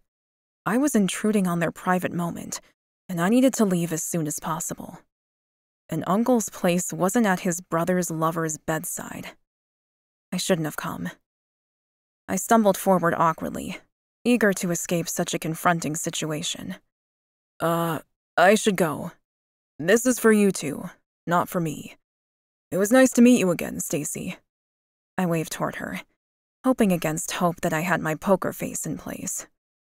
I couldn't have her see just how crushed I was. None of this was her fault. Catching me unaware, she reached out, grabbing my arm as I passed the bed. "No, David, stay," she said calmly. Electricity coursed through my body, making my skin tingle and my legs shake under me. "What was that?" Stacy asked, gently taking her hand away and looking down at her palm with a perplexed expression, as though she might have felt something similar to what I had just experienced. "Hey, brother, are you okay?" Tommy asked, his brow furrowed as he turned his gaze to me. But I was unable to answer. In the next heartbeat, my legs buckled and gave out from under me, and to my everlasting shame, I hit the deck like a freaking sack of potatoes. I couldn't believe it. My mind reeled with shock. The perfect pair's stories were true, and not just for others, but for me too. Well, I'll be fucked. Chapter 7. Tommy. Watching my brother fall to his knees like he'd been struck in the heart by our beautiful woman was amazingly satisfying. We'd heard stories from the other perfect pairs our whole lives about their first meetings with their mates, but we hadn't really believed that it would happen for us. It seemed absurd that the mere touch of a woman could bring great wolf shifters to their knees. But here it was, happening right there in front of me. The proof was most definitely in the proverbial pudding. "Are you okay?" Stacy asked my brother, her expression creased in concern, further revealing her sweet and empathetic nature. David was staring mutely down at the ground, as though it contained the answers to life. His chest rose and fell with each labored breath as he tried desperately to make sense of what had just taken place between him and our mate. "Come on, brother. Look up." David groaned after a time before he managed an answer. I think so." I put the ultrasound wand down and walked around the hospital bed, extending a hand to David, who was still firmly on his knees. "Come on, brother. We still haven't seen our baby yet." David lifted his head, and within his eyes I saw everything I'd ever hoped for him and us. He was filled with wild excitement and a blazing hope that burned like the sun, mingled with just a touch of fear. all emotions very befitting our present scenario. David nodded once, resolute, and accepted my hand, climbing to his feet with a rough cough. I wanted to shout with excitement and joy as the realization of our perfect pair's bond washed over me. But Stacy hadn't officially said that she'd even be with me again, let alone accept David as her mate. Our collective focus should be on the baby and the needs of our mate, so we needed to keep the spotlight there for now. All right, now that David's on his feet, I trailed off with a smile. Sit next to me, Stacy said, reaching out for him. David took her hand, shivering at her touch, then collapsed onto the chair next to her with another shiver, his gaze a little glassy. I smothered the amiable laugh that rose in my throat, but I couldn't stop the smile that filled my heart at seeing my brother so clearly stupefied and besotted with Stacy. Stacy was staring at me warmly, waiting for me to continue. So I put the wand back on her belly and began the measurements once more. The baby's looking very healthy, Stacy, I said, measuring the length of the femur and looking for any signs of concern. There's only one? She asked. I chuckled. Oh yes, one healthy girl. My stomach tightened with excitement. A little girl to adore and spoil. Do you want to know the gender? I asked her, finding it hard to contain my excitement. Do you know what it is? She replied, her eyebrows rising. I nodded. Yes, I'm sorry. At 26 weeks, it's impossible for me not to see. Well, if you know, I want to know, she said, anticipating the answer. I glanced over to my brother, noting his curiosity piqued. Then I looked back to Stacy. You're gonna have a little girl. Oh my God, how lovely, Stacy gushed, smiling down at her big belly, a beautiful and pure light in her eyes. I wasn't sure, of course, but I had a feeling. Why? David's voice broke, so he cleared it loudly before continuing. Why haven't you been able to get medical care before now, Stacy? She sighed. Well, I was working as a contractor, so I got no benefits. Then I was moving around and lost my job due to the pregnancy, and I've just been surviving, really. I never stopped looking for Tommy and trying to get enough money together to get here. David stood up, staring at the screen, a look of hardened resolve on his face. How long do we have to prepare, Tommy? 3 months? I nodded in confirmation. Yeah, give or take. David nodded and walked over to the door. I have to go get ready for work, but will you both come in for dinner? I'd like to show Stacy the restaurant. David smiled at Stacy, but I could feel his nerves and anxiety as if they were my own. Your restaurant? She queried, wiping the gel from her belly with the towel I'd handed her. He nodded. Yes, Tommy will explain. I've got to run, but I'll see you tonight. You will, she answered, and then David was gone. Stacy tugged her top back down over her blossoming bump and offered me a lopsided smile. He's a bit intense. I laughed. He's my brother, so you're not going to get an unbiased answer or argument from me there. She grinned and swung her legs off the table. Yeah, I didn't have siblings growing up, but I kind of get that we don't get along but touch them and die type of loyalty vibe here. She sounded almost sad about it. I couldn't help but wonder why and what her experiences growing up had been like, but now didn't seem like the appropriate time to address that. Instead, I laughed. You got that right. My brother and I often butt heads, but we're a team through and through. It's us against the world, and if anyone tried to hurt our older sister... I whistled and shook my head with amusement at the thought. Touch her and die would definitely apply. Stacy's head swung up and stared at me, her eyes wide. You have a sister? Yeah, her name's Allie. She's a few years older than us.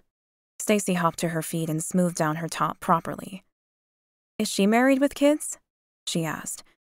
I shook my head and turned off the ultrasound machine. No. Unfortunately, she never met the right guy. But she always wanted kids, so once she finds out about you, you'll be smothered with love and kindness and have gained a new best friend. She'll be the most doting auntie you could ever imagine. Just warning you. Tears swam in Stacy's eyes as she gulped back unspoken emotions and nodded. That would be really nice.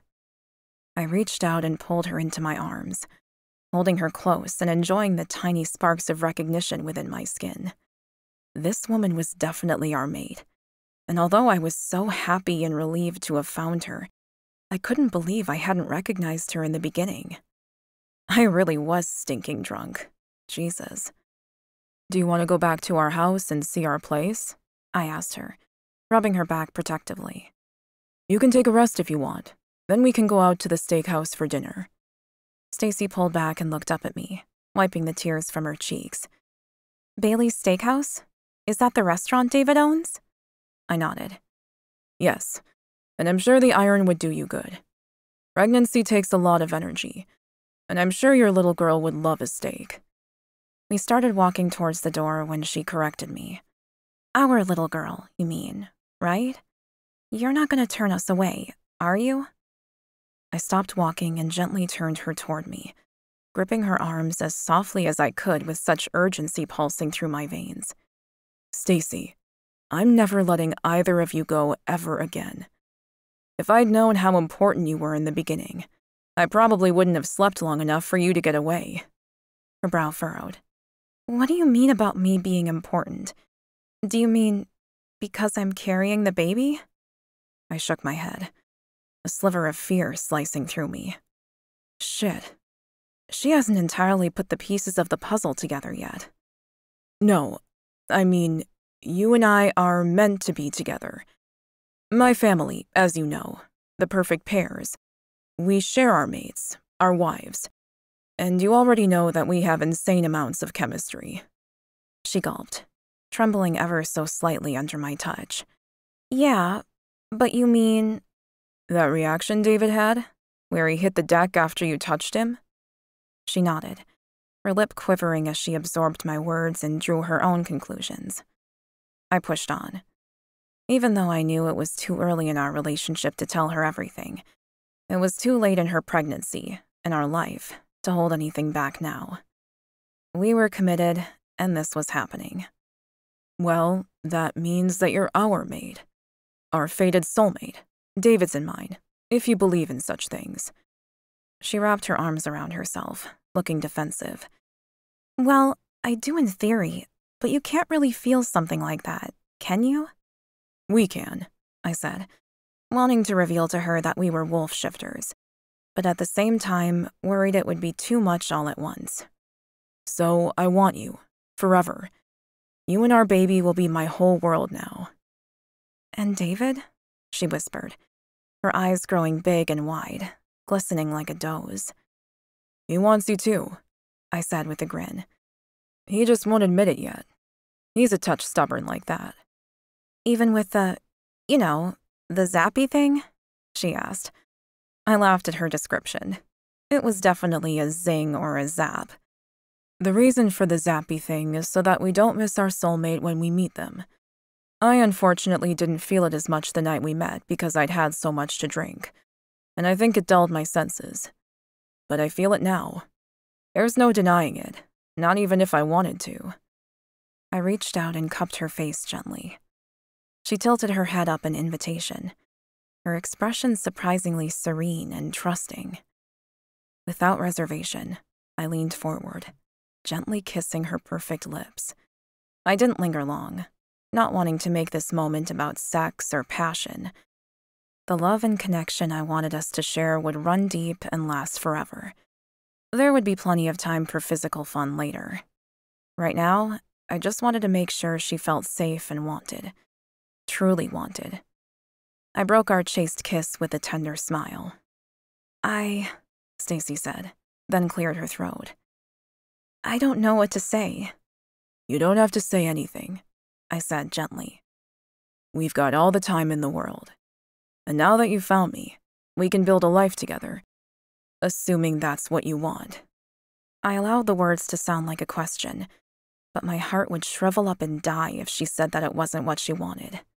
That she came here for financial support for the baby and nothing more. She nodded slowly and chewed her lower lip. "I'd like that. It would be what's best for the baby, I think. I put my hand against the small of her back. It'll be best for all of us, Stacy. I know it. But there's no hurry to make anything official if it makes you feel uncomfortable. We can just get to know each other and let things grow organically. No stress. We'll just take it all as it comes.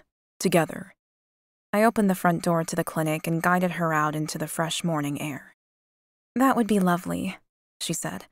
But once we got to the car, she turned to me with a grimace. Do you mind if I go back to Nancy's house for a few hours? I'm feeling a little dizzy. Maybe I could see your house some other time. Of course, I said, helping her into the car before getting in myself. Are you still okay to go out for dinner? I'll explain to David that you can't if you're not feeling up to it. My brother would be disappointed if that were the case, but this wasn't about him. And I knew instinctively that he'd accept it without question, especially now that our bond had been revealed. This was about the woman we were both meant to love, and the daughter that was soon coming into our life. The steakhouse would be nice, she said, not reneging on her promise to David that she'd be there. If you give me your cell number, I can let you know when I'm awake again. Perfect, I said. I drove her back home to Nancy's and walked her to the door, but she didn't ask me to come inside. In fact, it seemed like she wanted me to go, so I did. But not before I had her cell number and she had mine. I'd almost lost the chance to be with my mate due to bad timing and a serious case of inebriation, and I wasn't going to lose her again. Fate was giving me a second chance not to cock this up, and I wouldn't fail her this time. I would be the partner, lover, friend, and father she needed me to be. I'd support her no matter what. And together, between my brother and I, she wouldn't want for anything. She'd have love, security, and a large and fiercely loyal family to back her through hell or high water.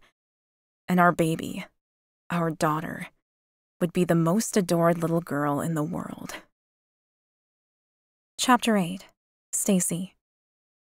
I closed the door on Tommy, my heart full to aching with happiness and turmoil. My baby was a little girl, and she was healthy and well. The news couldn't have been better. A healthy baby was all any mother wanted after all. And yet there was so much that remained unknown. I wasn't quite sure how to process it all. My life had turned upside down over the course of a mere 24 hours, which was wonderful and frightening all at once. "How'd it go?" Nancy asked, walking up to me holding her mug of peppermint tea. She didn't go far without the one thing that helped her nausea, and I understood that all too well. "Good, I think," I said, chewing on my lip as I debated whether to share our news before deciding I should. "We're going to be having a little girl." "Oh, congratulations," Nancy cried, throwing an arm around me and hugging me gently but enthusiastically. "I'm so happy for you, Stacy. That's wonderful." I rubbed my hands over my bump, enjoying the way the baby was kicking. Lively, strong, and healthy. She was obviously excited. "You want a cup of tea?" Nancy asked, gesturing toward the kitchen. I nodded and followed her, loving the feel of her peaceful and happy space. "The boys went out," Nancy explained. "So for now, it's just us." She moved to the cupboard, pulled down a mug and some more tea bags, then started making me a soothing beverage. I sat on a stool and waited patiently, just basking in the tranquility of the moment, despite some of my niggling worries. When Nancy finally turned back around, she handed me a cup, pulled out a packet of cookies, and smiled. "All right, spill. What's going on in your head? I can tell something's up." I wrapped my hands around the mug, reveling in the welcome heat against my skin. "I don't think I quite get this whole perfect pairs thing." Nancy grinned at me, as if that was precisely what she'd been expecting me to say. "Yeah, it's pretty weird in the beginning, isn't it?" I nodded my head and took a sip of the tea to try and calm my doubts. But when I put the mug back down, the anxiety in my head and my heart was still there. "I was freaked out by it in the beginning, too. Trust me," Nancy admitted. "I mean, 2 men and me? Oh my God. At the time, I couldn't even fathom it. But life with them is amazing. They're the best team and the most incredible husbands anyone could ever wish for. I've never been happier. No matter what, I know that they're both here for me, and that's beyond comforting. You can't buy that kind of peace. I sighed. The thing is, I don't know if David wants me, or even if I want to become part of this poly 3 deal. Nancy laughed, but it was a happy sound, not a derogatory one. You sound like you just need some more information, hun. What have they told you so far? Maybe I can help clear things up for you. I do have first-hand experience in this department, after all. I took a sip of my tea and sighed, willing to let her at least try and help out. Well, David's barely spoken to me, but Tommy seems to think I'm his mate, or something. Mate.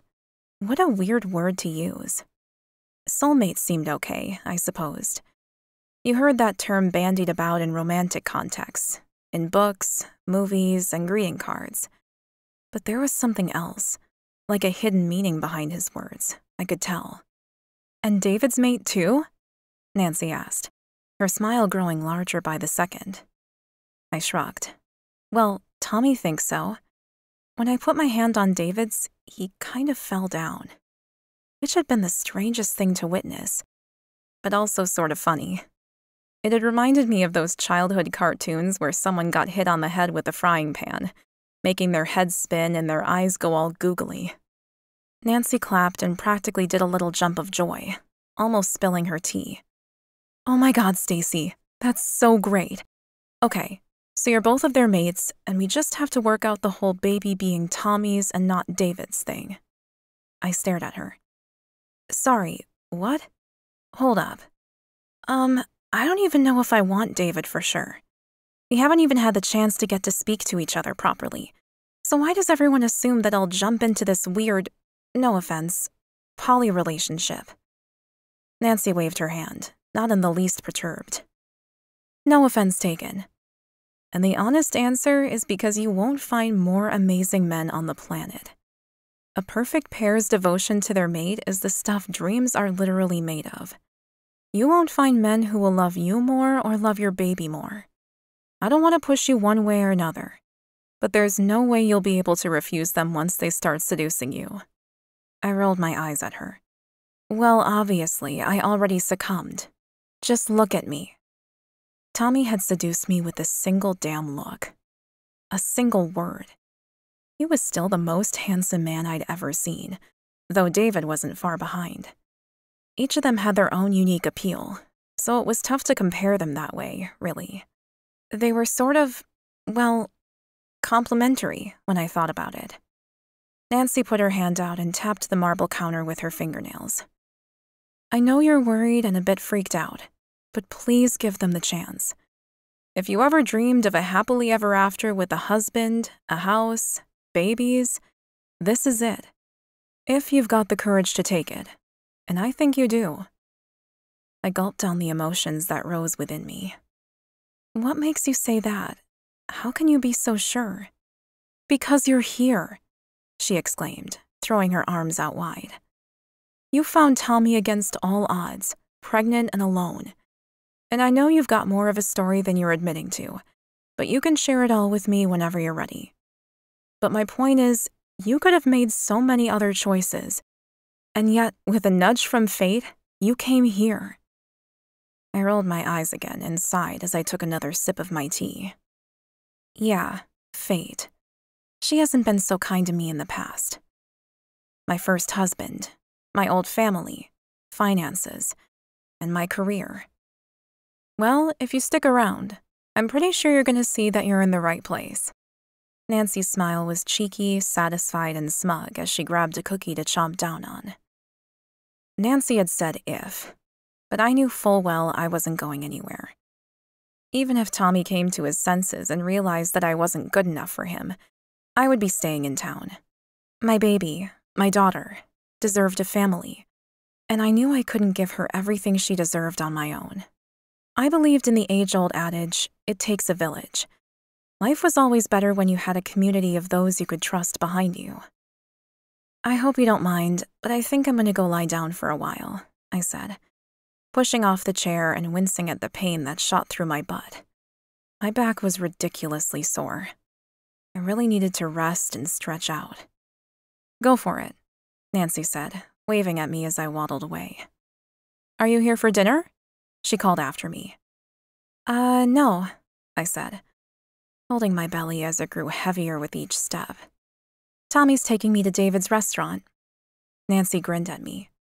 "It's really nice there. You'll enjoy it." I took my world-weary body and trundled up the stairs, taking her word for it. I was asleep before my head hit the pillow and didn't wake up until the sun had gone down. My aching back woke me up, and although I was tempted to just roll over, resettle, and go back to sleep, a niggling need to get up and check my phone stole over me. I managed to get up out of bed and saw that it was past 6 o'clock in the evening. Shit. Tommy had already messaged me twice, but he hadn't called, probably not wanting to wake me in case I was still sleeping.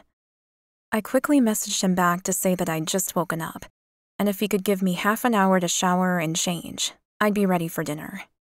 He messaged straight back to say he hadn't called because he was afraid to wake me, and that he'd see me in 30 minutes. I chuckled as I waddled to the bathroom in all my 6-month pregnant glory.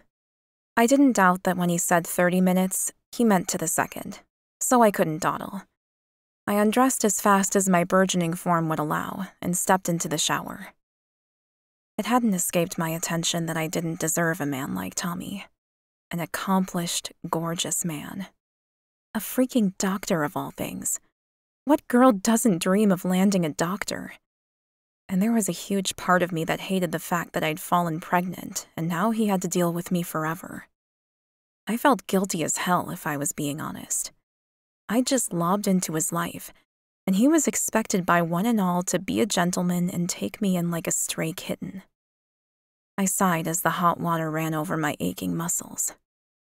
The horrible feelings of doubt and insecurity kept coming as I washed my expanding body and got dressed into one of the 3 outfits I owned that still fit me. A simple black maternity dress I'd found at a thrift shop. It was definitely the nicest thing I had. Running a comb through my long locks and adding a quick lick of lip gloss, I just managed to get my sandals on and walk downstairs to find Wade chatting with Tommy in the living room. "Hey," I said, smiling at the man who was practically beaming at me. "Tommy says you guys are having a girl. Congrats," Wade said. "Thanks," I answered, holding my belly protectively, as I so often did. "It's nice to know, actually. I wasn't sure I wanted to initially, but now," I shrugged. "I'm happy." Little girls' names had occupied my thoughts since early on in the pregnancy. Pretty traditional ones like Margaret and Daphne. But for months now, I'd been forced to focus on surviving, and I hadn't really cared what gender the baby turned out to be. It had only mattered ultimately that they were healthy when they arrived. "Are you ready to go?" Tommy asked. "You look great." "Thanks," I said. "You do too." My gaze roamed over the beauty that was the father of my child.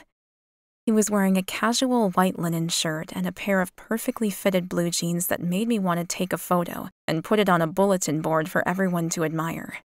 He was literally front cover magazine material. "Let's go then," he said, opening the front door and holding out his hand for me to take. I waved goodbye to Wade and took hold of Tommy's hand. "Thanks for picking me up." "Of course," he said, not letting go of my hand as we walked down the sidewalk to the curb. I stared at the huge black SUV, much like the one Nancy had. "Is this your car?" I asked. "It is now," he replied with a grin, opening the passenger side door as he did so.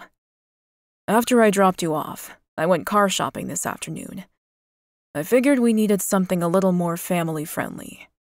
His smile was so genuine and beautiful it brought tears to my eyes.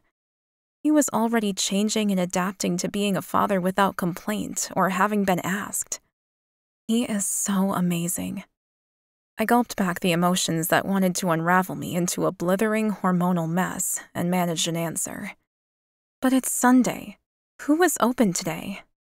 Tommy shrugged casually. A patient of mine owns the car dealership in town. He did me a favor. Hop in." I slid into the car, breathing in the new car scent while Tommy shut the door and hurried around to the driver's side. My eyes were hot and filling with tears, and I had to focus on calming down so I didn't ruin the evening. "Are you all right?" Tommy asked as he turned on the ignition. I nodded, holding back a sniffle. "Yes, I'm just impressed you went out and bought this car for us. It was thoughtful." He laughed, and it was like music to my ears. "I've been waiting for you for decades, Stacy. And this baby is a dream come true. I can't wait to meet my little girl." I gripped my belly, my forced laugh shuddering in my chest over the serious notes in what Tommy was saying. "Well, I can. I'm not looking forward to the birth." Tommy reached out and gripped my hand. "I'll get you the best OB around, Stacy. We'll take care of you. I promise." "Good, because I want drugs," I said. "Lots of drugs. Payne and I are not friends." I didn't have health care, so there was no way I could afford a luxury birth. Not in this country, especially. "Whatever you want, you can have," Tommy assured me, as if it were the most obvious thing in the world to treat the mother of his baby like a literal queen. "But first, dinner." We drove to the steakhouse, and I fidgeted the whole way. I'd hoped Tommy would want to help me with our child when I went searching for him, but he was acting like he was ready to change his whole life just to be with us. It was more than I'd ever dared hope for. It was definitely in the realm of dreams. And if this is one, I'm not sure I ever want to wake up. Chapter 9. David. Work proved the perfect refuge from the crazy thoughts racing through my mind like sugar-crazed bees. It was Sunday night, so the steakhouse was at full capacity, and my staff was running around like their pants were on fire. Just how I trained them. Fast and efficient without compromising on quality or service. Tammy, my restaurant manager, popped her head into the kitchen and got my attention. "Chef, your brother's here," she called. My heart pounded faster, my throat becoming tight in an instant. I nodded my head at Tammy before answering, buying a second to compose myself. "I reserved a booth in the back for them," I replied. She smiled. "I saw Tommy's name in the schedule. I'll seat them myself." I got back to work, but began to make mistakes as my anxiety ramped up knowing my mate was nearby, right here in my establishment. "Chef, this meal was returned," Sally, one of my waitresses, said, offering me an apologetic look. "They ordered the special without mushrooms." I stared down at the plate and sighed. "I need a break. Sous chef, I'm going on break." "I'm here, chef." Harold stepped up next to me. "Would you like dinner brought out?" My brother and Stacy's meals had just gone out, so I could probably go and eat with them if I wanted to. "Yes, thank you," I answered as I unwrapped my apron and went to the bathroom to wash my face and put on a new shirt. I was sweaty from slaving over the industrial stoves, and to be honest, I was getting more anxious just thinking about sitting within touching distance of Stacy. Will that horrible zappy tingly thing happen every time she touches me? I seriously hoped not, and for my sanity, I had to assume it wouldn't. My cousins didn't hit the deck every time their mates touched them, and Tommy didn't seem to have a problem with it at all. I quickly redressed, slicked my hair back, and walked into the restaurant smiling and waving at the patrons who immediately lit up, seeing the owner out of the kitchen. I made a beeline for the booth I'd organized Stacy and Tommy to be seated in. The booth was dark compared to the others, and the most private, which suited our unique situation best. They were both chatting and eating, laughing as she sipped on water and he on wine. Stacy's skin glowed in the low mood lighting, and her hair shone like she'd been moon-kissed. With more courage than I felt, I stepped up to the table and cleared my throat. Stacy looked up at me and smiled as bright as the sun. She was literally radiant. The rest at Nancy's had clearly been much needed. My wolf howled in my mind, and I lost my ability to talk. I'd always hoped that when I met my mate, I'd know. That the recognition would be instantaneous, and that we'd fall together, in love and into bed. Stacy leaned back in the booth, pressing a hand to her belly, which was swollen with Tommy's growing child. My ability to speak came back immediately with that cold dose of reality, and I slid into my professional role, the easiest of my personalities to choose. "Are you enjoying your meal?" I asked, offering my maid a polite smile in return. She nodded. "Oh yes, thank you. It's perfect. Are you going to sit with us?" I was halfway toward changing my mind about that, but Anthony was already walking our way from the kitchen with my plate in hand. Yes, if that's all right. I thought I'd take a short break." "Of course. Please sit," she said, sliding along the bench seat in a quick move I wasn't expecting, given her current condition. "Oh." I glanced over at my brother, who hadn't moved, whereas Stacy had made room for me beside her. "Thanks." What else could I say?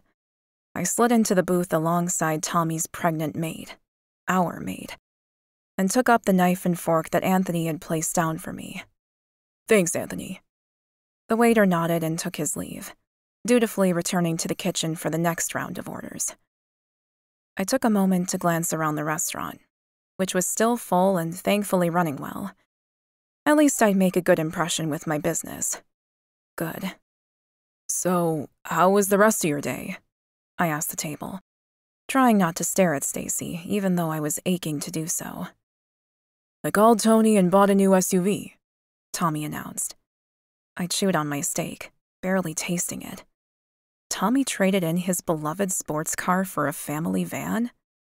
"Nice," I said casually, when I couldn't think of anything more to offer. I turned towards Stacy with my eyebrows raised. I needed to make a real connection with her, and every chance to do so precious, even if I was still uncomfortable about how this had all unfolded. "Stacy?" I prompted. She toyed with the stem of her wine glass that was filled with sparkling water. "I had a chat with Nancy, which was good. It's nice to have someone to talk to. Then I had a nap. I needed it." "I can imagine," I managed to say. But truthfully, I had no idea what went on during pregnancy, nor how tired she must be. But creating another human being must surely be a hell of a lot of work and a lot of strain on the body. "I'm glad you got some rest. What did you talk to Nancy about?" Tommy asked. I glared at him for a moment for interrupting before turning back to Stacy. I'd tried to purposely ignore that part of her answer. Part of me didn't want to know. And she was so tantalizingly close. I could so easily just brush against her arm or her thigh. "No, don't touch her. She's not yours." "Oh, well, the perfect pairs thing, mostly," she said, her gaze moving furtively from me to Tommy. "I had some questions." I inhaled sharply, hating the feeling of being so far out of the loop. My ears had been burning this afternoon while I'd prepared for this evening's dinner service. I should have known they'd been talking about me. "Tommy told you about how we're supposed to share a maid?" I asked. She stared at me, our eyes meeting with an intensity that took my breath away. "Yeah, he did. But I told Nancy that I'm not sure that will work for me, or even for you guys. Neither of you know me that well, and you probably don't like this." She gestured to her huge belly. "So, even though it was nice to talk to Nancy, she wasn't in our situation when she met her husband's. So I just..." She trailed off, having seemingly run out of words. I had the strangest urge to reach out and run my hand comfortingly over her huge belly, but I didn't. Again, even if fate somehow thought this could work, it wasn't my baby, nor my right to touch her uninvited. "This is new for all of us, too," I managed to say, breaking the awkward silence that hung between us. "And I can imagine this was a surprise for you, too."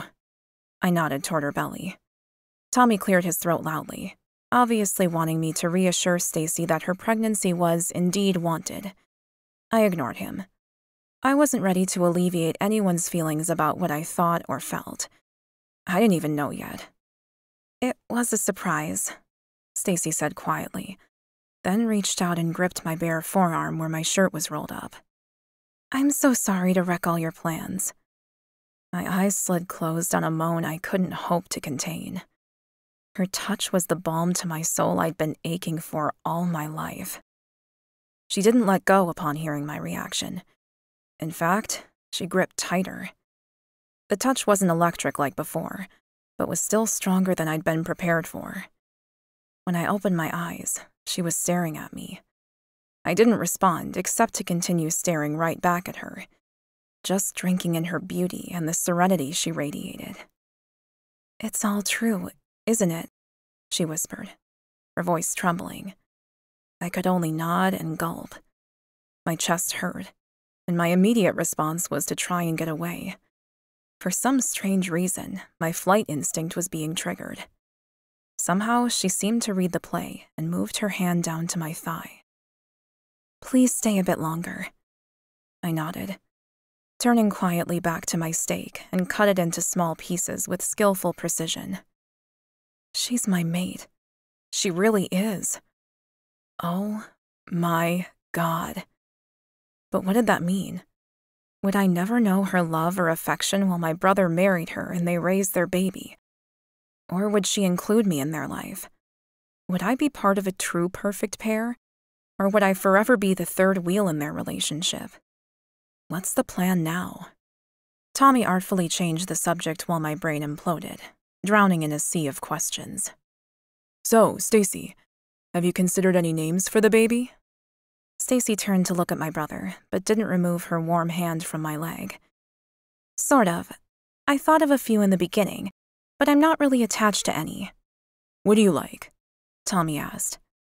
"Well, Margaret was my favorite," she said. "It has so many variations, and Maggie is such a cute baby's name." "I like Margaret."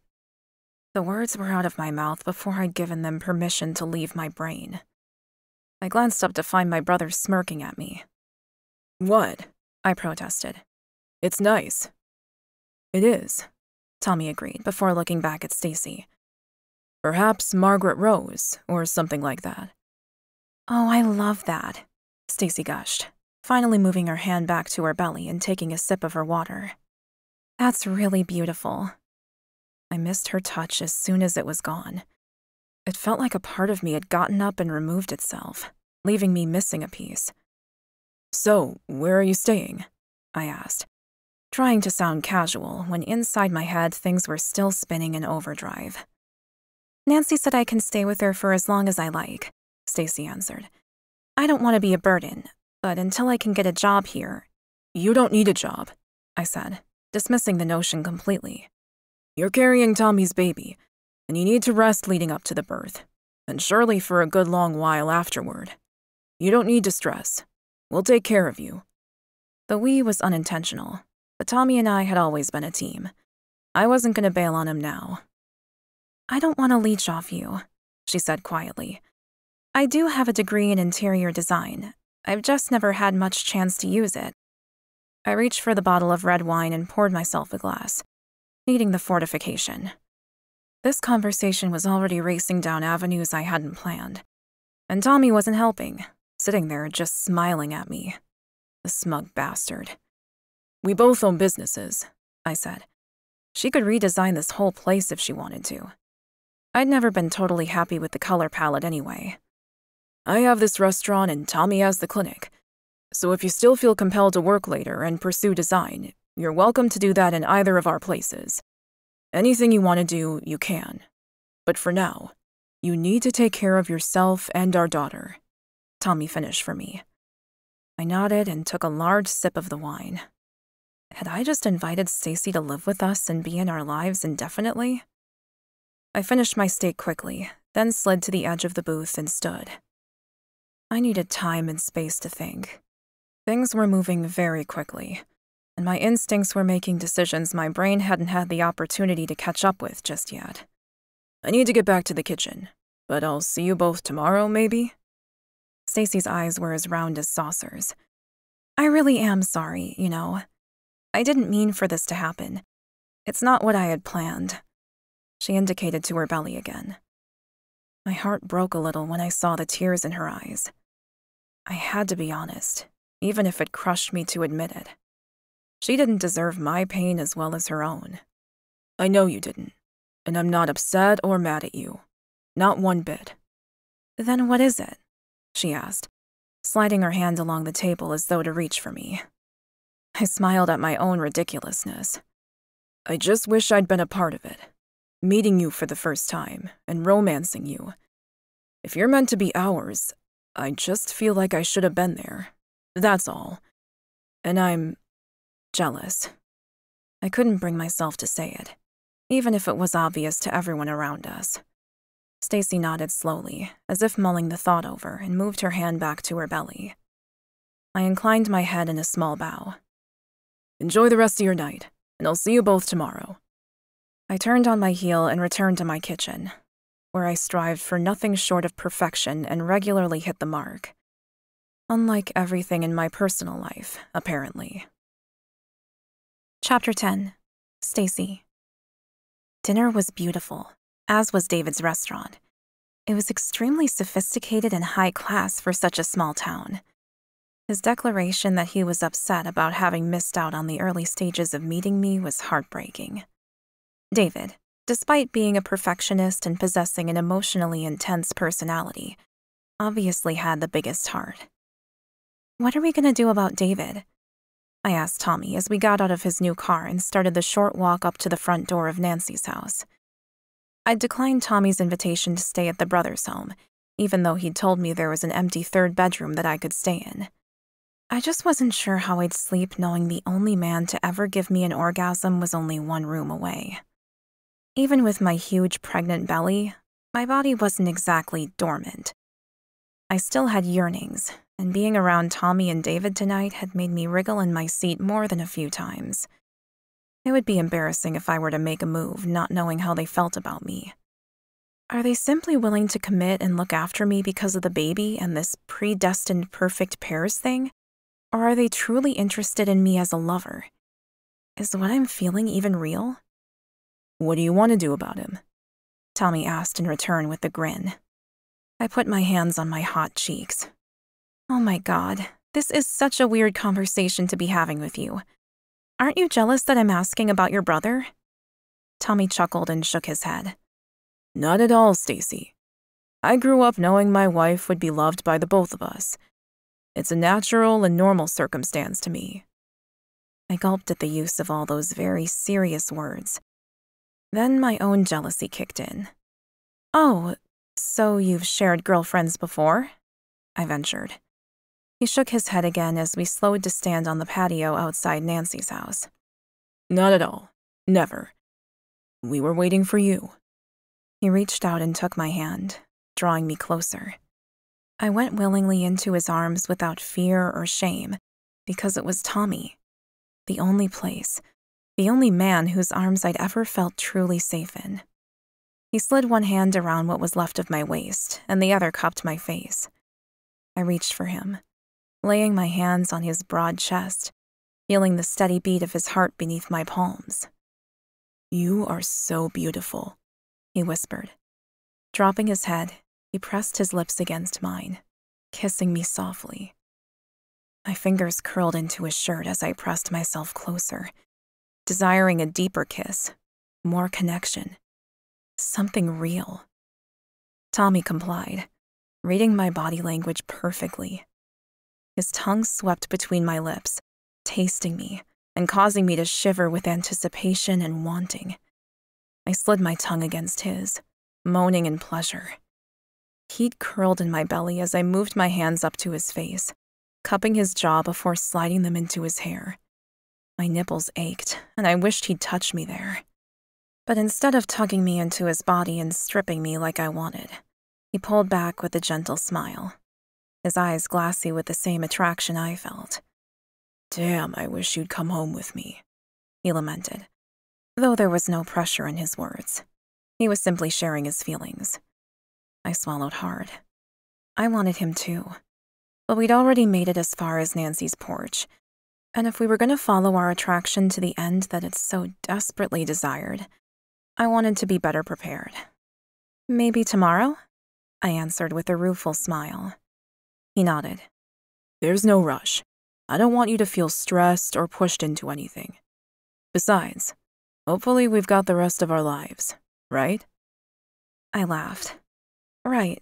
Yeah, I guess, I said, not willing to promise or agree to anything just yet. There were still so many uncertainties, and they niggled at me like an itch I couldn't scratch. He kissed me again, more lightly this time. Well, if you happen to change your mind, just text me. I can be here in 3 minutes. He winked and turned on his heel. Good night, Stacy, he called over his shoulder. My body slammed me for a traitor as I waved goodbye. I needed him so much it was maddening. And even though my body had changed dramatically since I was last naked with Tommy, surely he wouldn't mind too much. After all, it was his baby inside me. David. Somehow, it didn't feel right without him. That was part of what was bothering me, I realized. I couldn't be intimate with Tommy knowing David was out in the cold, just waiting to be included, to be brought into the triangle he'd dreamed of his whole life. I sighed, and as I turned around, the door flew open. Nancy grinned at me. I'll get a key cut for you tomorrow. I don't want you finding yourself locked out. She waved me inside. Thanks, I said, but I don't want to put you out. I might not be staying too much longer anyway. Stacy grinned. Yeah, I figured the boys would want you close by. Do you need help packing, or— I'm not moving in with them yet, I said, rolling my eyes. I'm not that easy. I'm still trying to figure this out. Nancy burst out laughing at that one. It wouldn't matter if you were a 30-year-old virgin. If a set of perfect pairs wants you, you don't stand a chance. I shook my head at her certainty as she led me to the kitchen to make a cup of tea. Tanner walked into the room with a grin. I just got a call from Marcus. Lexi's in labor. Oh, she'll be so relieved, Nancy said with a sigh. She's been wanting that baby out of her for weeks now. Who's Lexi? I asked, before I gratefully accepted the cup of tea from Nancy and sat on a stool at the counter. Thanks. Oh, you have to meet her, Nancy gushed. You'll love her. She's tough as nails, but super sweet too. I smiled and took a sip of tea, waiting for an answer to the question I'd asked. Tanner answered me. Lexi's mated to our cousins. Another set of perfect pairs, actually. 3 sets in one family? I gaped at Tanner. How many more are there? That's it. Here, anyway, Tanner said with a grin. Though we've got distant cousins in the Rockies, and there's 3 sets there, too. Wow, that's incredible, I breathed. And how lucky are all those women? It's like Threesome City. There was a knock at the door, and my stomach fluttered with butterflies. Was that for me? I didn't want to ask because how self-centered would that seem?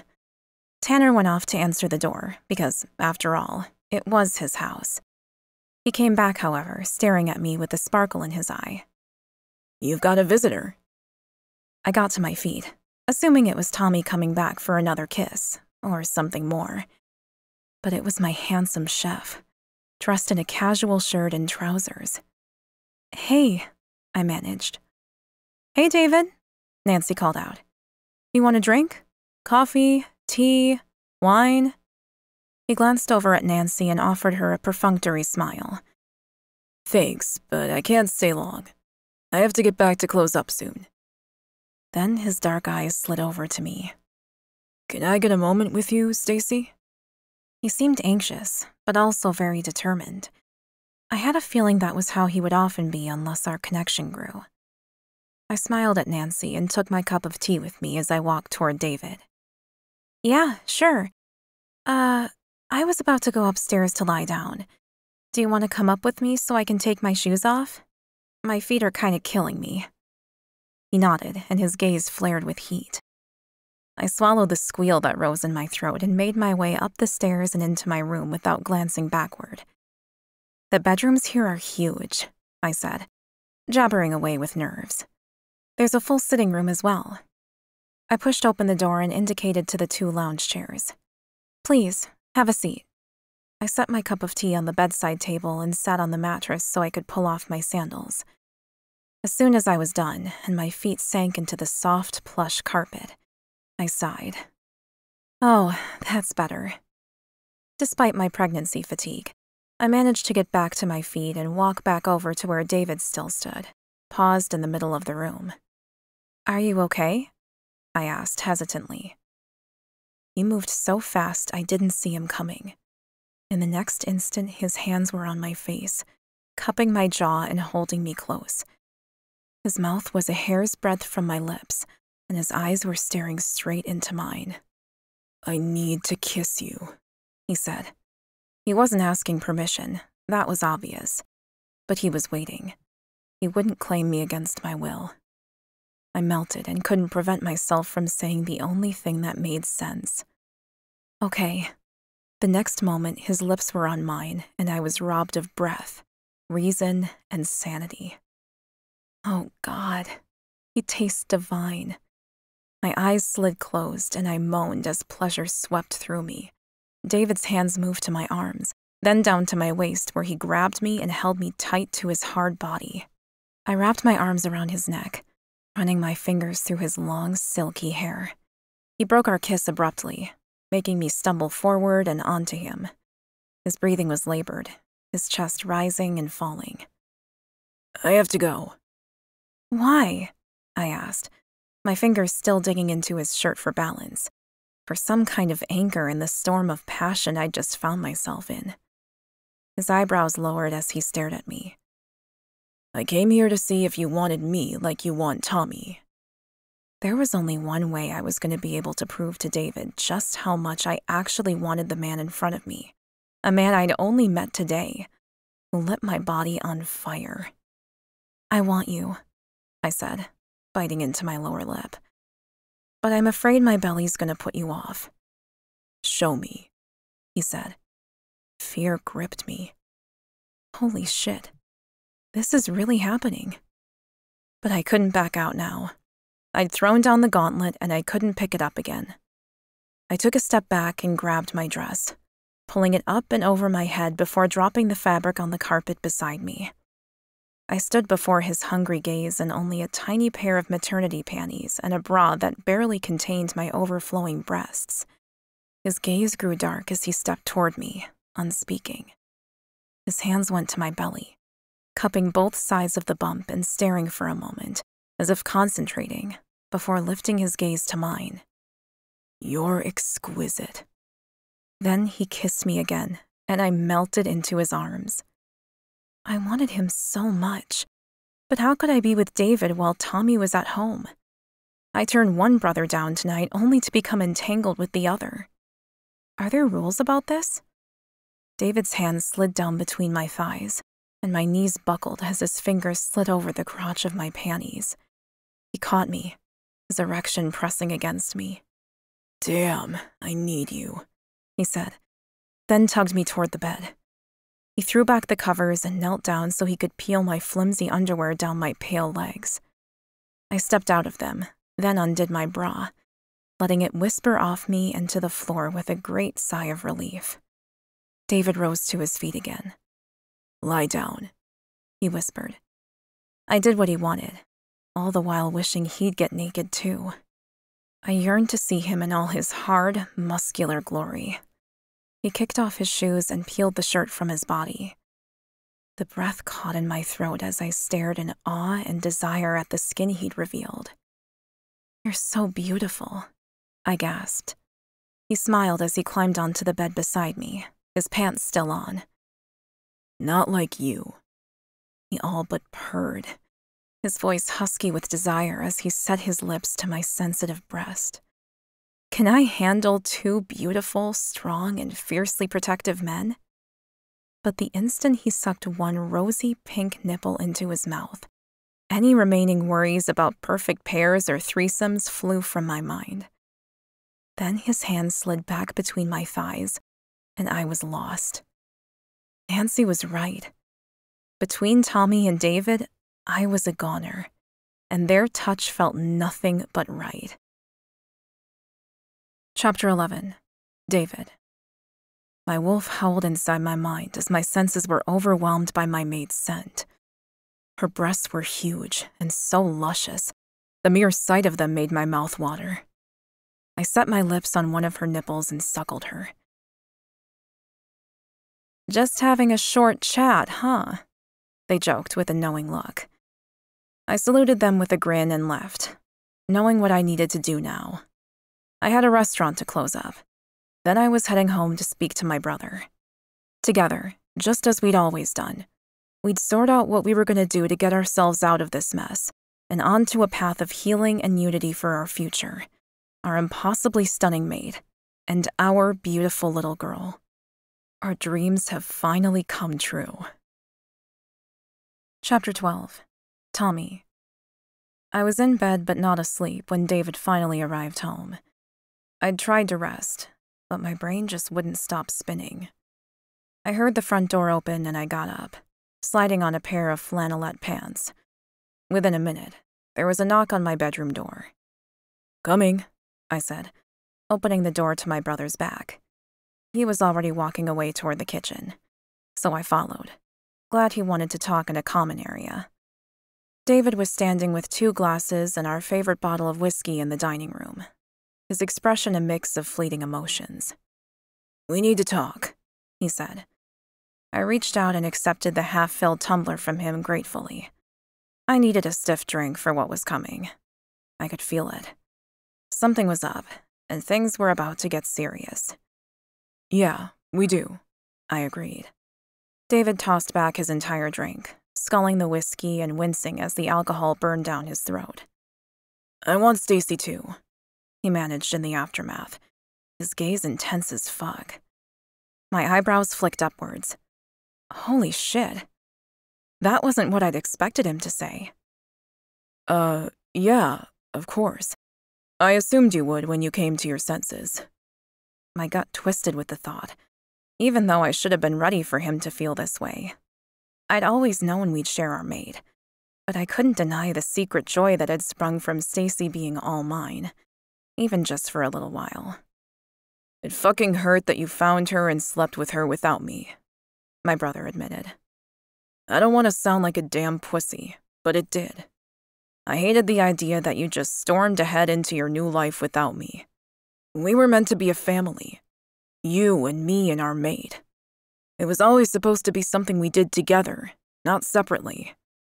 I swallowed hard, very conscious that I could not screw up this moment.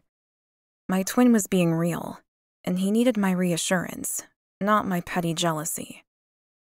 "I didn't know at the time, David. I swear it. If I had known, or had any inkling, I would have put her on a plane with me and brought her straight home, for both of us. I know I should have recognized the signs, but I was wasted. The zing, all of it just went over my head. Back at the conference, she was just another woman. The most beautiful one I'd ever been with, but no different than any other. I'd never wanted to get married or have a life different from the one David and I had always planned. It wasn't intentional, I swear," I said. "You have to believe me. Not meeting her, sleeping with her, or getting her pregnant. And if I'd known she was destined to be mine, I would never have let her go in the first place." "She's not just yours," my twin corrected. "She's my mate too, so we should all bond together," David said, his tone terse and annoyed at my misstep. "I agree." There was a heavy beat of silence that fell between us. Where is this conversation headed now? "I went to see Stacy tonight, at Wade and Tanner's new place," my brother said, shattering the awkward silence like a hammer through glass. My jaw tightened as my teeth clenched. I couldn't help the way my body reacted. "When?" I prompted. David shrugged. "I don't know, an hour or 2 ago, maybe? It doesn't matter." "What did you do with her?" I asked, inhaling deeply. My brother smelled of sweat and soap, and the normal level of kitchen grease he brought home with him each night. I couldn't smell our mate, but that didn't necessarily mean anything. David shrugged again, his gaze sliding to the floor. "Does it really matter?" I inhaled sharply again. "It shouldn't," I answered. My brother had every right to sleep with Stacy, and I shouldn't care. But I did, which was fucking stupid. How I felt went against everything I knew about how this was supposed to work. It made no sense. David chuckled, breaking the tension between us. We suck at this, you know? Why did we ever think that we could share a woman? He asked, shaking his head. My ribs squeezed tightly, making my heart pound a little harder. Because we're a perfect pair.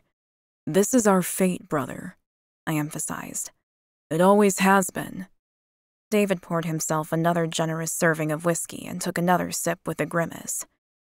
And yet here we are, both jealous assholes, like toddlers unable to share a toy.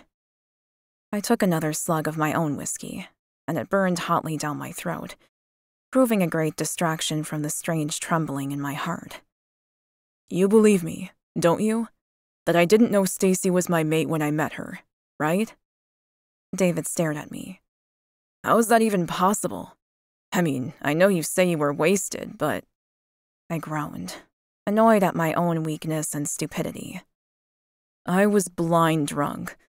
It's a miracle I remember any of the conference at all after how much I had, honestly. And Stacy and I fell into bed within minutes of meeting each other. All I could think at the time was that she was the most beautiful woman I'd ever seen. But that was it at the time. Then the next morning, she was gone. David grabbed the bottle, clearly ready to drown his sorrows, and lumbered over to the small couch area, then flopped down with a sigh. Yeah, I'd wondered about that part. You know, you missing all the signs. You must have been really fucked up, brother. I only wish I'd been there to meet her too. Maybe I might have realized for the both of us. I followed after him and sat in the black leather armchair, throwing the rest of my whiskey back and hissing at the sting. Yeah, me too. That would have been a hell of a lot easier than all of this.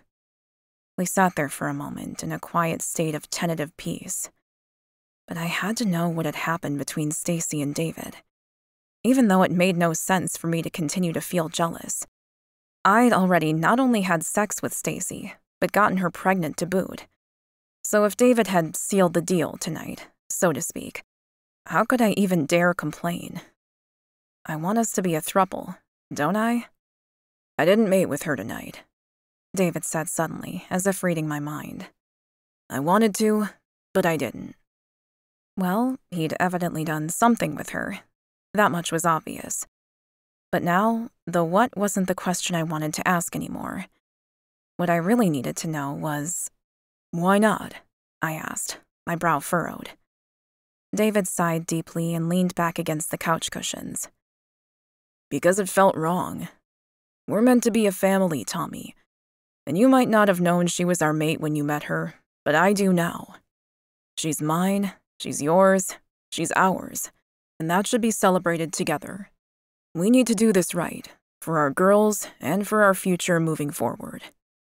I smiled as I leaned forward and grabbed the bottle he was nursing, sloshing more amber liquid into our glasses. I couldn't have said it better myself, brother. David stared at me for a long, intense minute.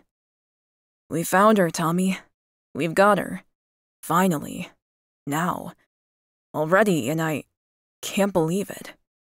We've been wanting this woman our whole lives, and suddenly, she's just here. He shook his head in wonder. I couldn't help but smile. It was a truly astounding time in our lives. We continued to drink in silence for a while, enjoying the comfort of knowing that we'd found the woman we'd waited decades for. That needed to be celebrated. My brother was right. Hell, if I had my way, I'd shout it from the rooftops. But there was more to deal with here than just the normal mating rituals. We had a baby on the way, and that would create a whole new dynamic and set of obstacles to overcome. I want to buy a bigger house, I said, needing to voice my concerns for the future. Closer to Mom and Dad, maybe. Though I didn't want to be too close to them. Everywhere in town was practically 10 minutes away from everything else, anyway, so we didn't need to be living on their doorstep. But a bit closer for the sake of support and babysitting assistance would be amazing. David nodded slowly, the cogs of his mind starting to spin, and he thought of something. You know, I noticed there's one for sale a few doors down from Wade and Tanner's new place," he suggested casually. I grinned. "Not too close to Mom and Dad, then." David grinned, an amused glint in his dark eyes. "But close enough for babysitting, huh?" I groaned. "Yeah, God, babysitting. We're gonna need it. I can't believe I'm gonna be a father." David made a wounded sound upon hearing my words. It had me instantly regretting my turn of phrase. "Shit. Sorry, man. I didn't mean—" "Yes, you did," he corrected. "I get it. And I don't want you to think that I'm trying to steal your thunder or anything. But if we're gonna try and make this family thing work, then Stacy's baby is ours," I said, feeling more resolute in my words now. "That's how it is with perfect pairs. It has to be, or there are gonna be issues." David nodded, his jaw tight. "I'm not saying I won't be jealous that this baby's genetically yours. But if you and Stacy still want me to join the family, we do," I said. "Well, I know I do. And from what you've said, Stacy wants you too." I was damn certain that David and I wouldn't even be having this discussion if he wasn't more solid about Stacy's feelings than a maybe. David nodded. "Yeah, she doesn't quite understand it yet. And we still haven't told her that we're shifters. And that's a bridge we're gonna have to cross at some point. But I believe she wants me too." I stared at him for a moment, then shook my head as my eyes widened. "Fuck. I didn't even think of that." He coughed out half a laugh. "That's because we don't view it as weird. It's just our life. But humans do. Tanner told me some time ago that Nancy freaked out when she finally found out." Damn. More potential unrest. Crap. "Well, we have to tell her. She's gonna see us shift or something soon enough." "Yep, she is. And our relationship will be better without us keeping secrets from her," David said, refilling our glasses again. I was beginning to feel the warm and fuzzy feeling you got when alcohol began to saturate your veins. It was relaxing after such a tumultuous start to our throuple relationship. "So, what's the plan then? Get a house, tell her we're wolves, then fuck her brains out until we're well and truly mated so she never wants to leave us." David held up his glass in a silent toast. "Not necessarily in that order, but yes," he agreed heartily. I laughed and threw my head back against the headrest, closing my eyes. A week ago, I thought our mate would never find us. Now we've got a baby due in 3 months, a new car, and a house to buy. We're running late, and we didn't even know we were in the race." David stood up, drawing my attention. I opened my eyes and looked up to meet his glassy gaze. "I'm going to bed," he announced with a yawn. I nodded. "No problem. Are we good, bro?" David smiled. "Yeah, brother, we're good. We always will be. But you owe me, you know that? When we take Stacy to bed next, I get to make love to her first." I didn't like that idea, and neither did my wolf. Ugh, stupid fucking jealousy. But I nodded. I had to. It was only fair. "Okay," I agreed. I'd already been inside Stacy's incredible body, and it wouldn't be long before I felt the velvety clasp of her pussy around my cock once more. I just had to be patient. "Night," David said, saluting me as he walked past me and back toward the stairs again. I stayed downstairs for a while, mulling over the next steps we needed to take. We had more than enough money between us, but we both worked way too much. That would have to change. Could I scale back my hours? Or could David perhaps hire another head chef to take his shifts some nights? How is this going to work in a practical, real way? Our current place was modern and minimalist. Not good for a baby or a woman with a heart like sunshine. We absolutely needed a new house, and we had to be honest with our maid about who and what we were.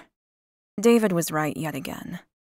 A secret like that could prove toxic to our chances of a future together if we didn't get upfront about it real soon.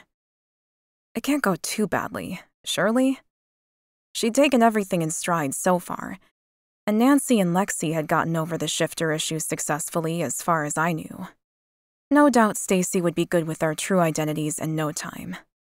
Right? She has to be. Chapter 13. Stacy. I woke up with my belly cramping, and not from hunger.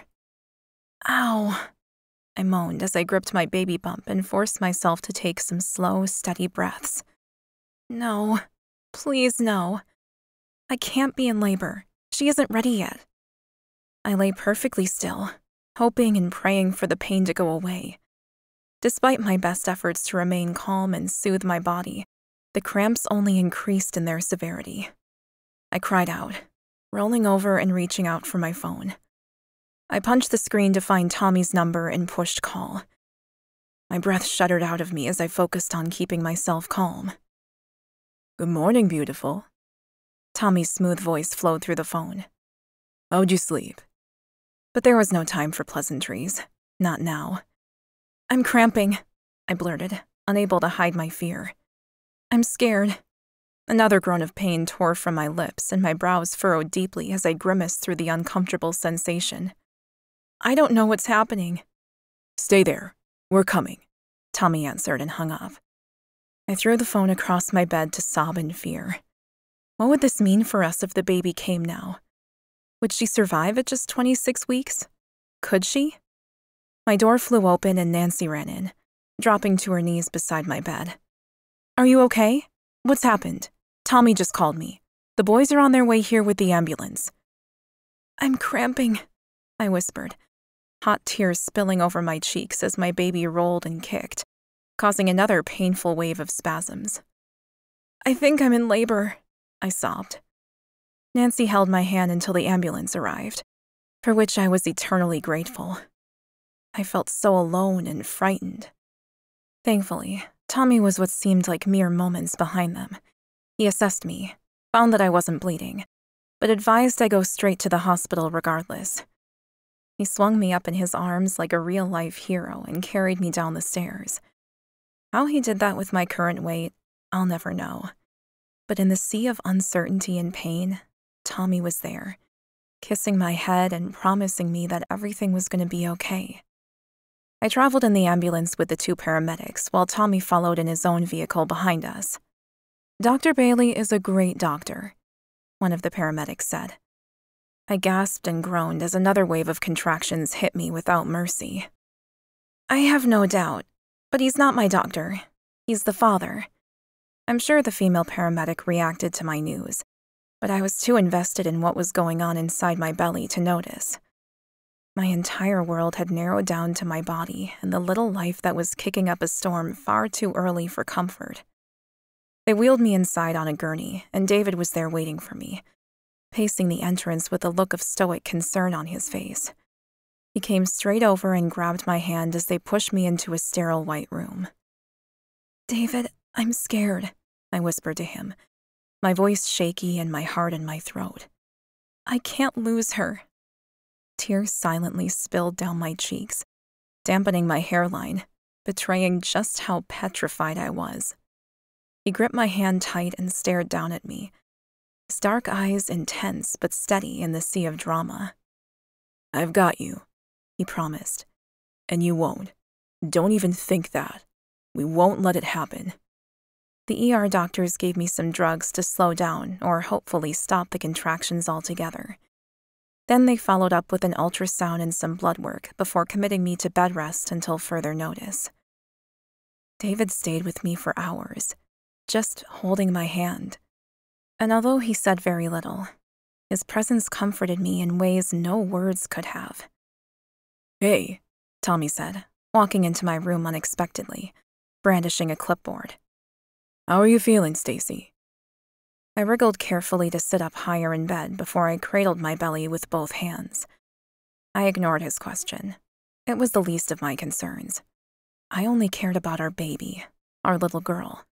What's happening? I asked. Is the baby okay? She's doing fine, Tommy assured me with a smile. The preterm labor has stopped for now, but you'll be on bed rest from now until the birth, I'm afraid. Oh, God.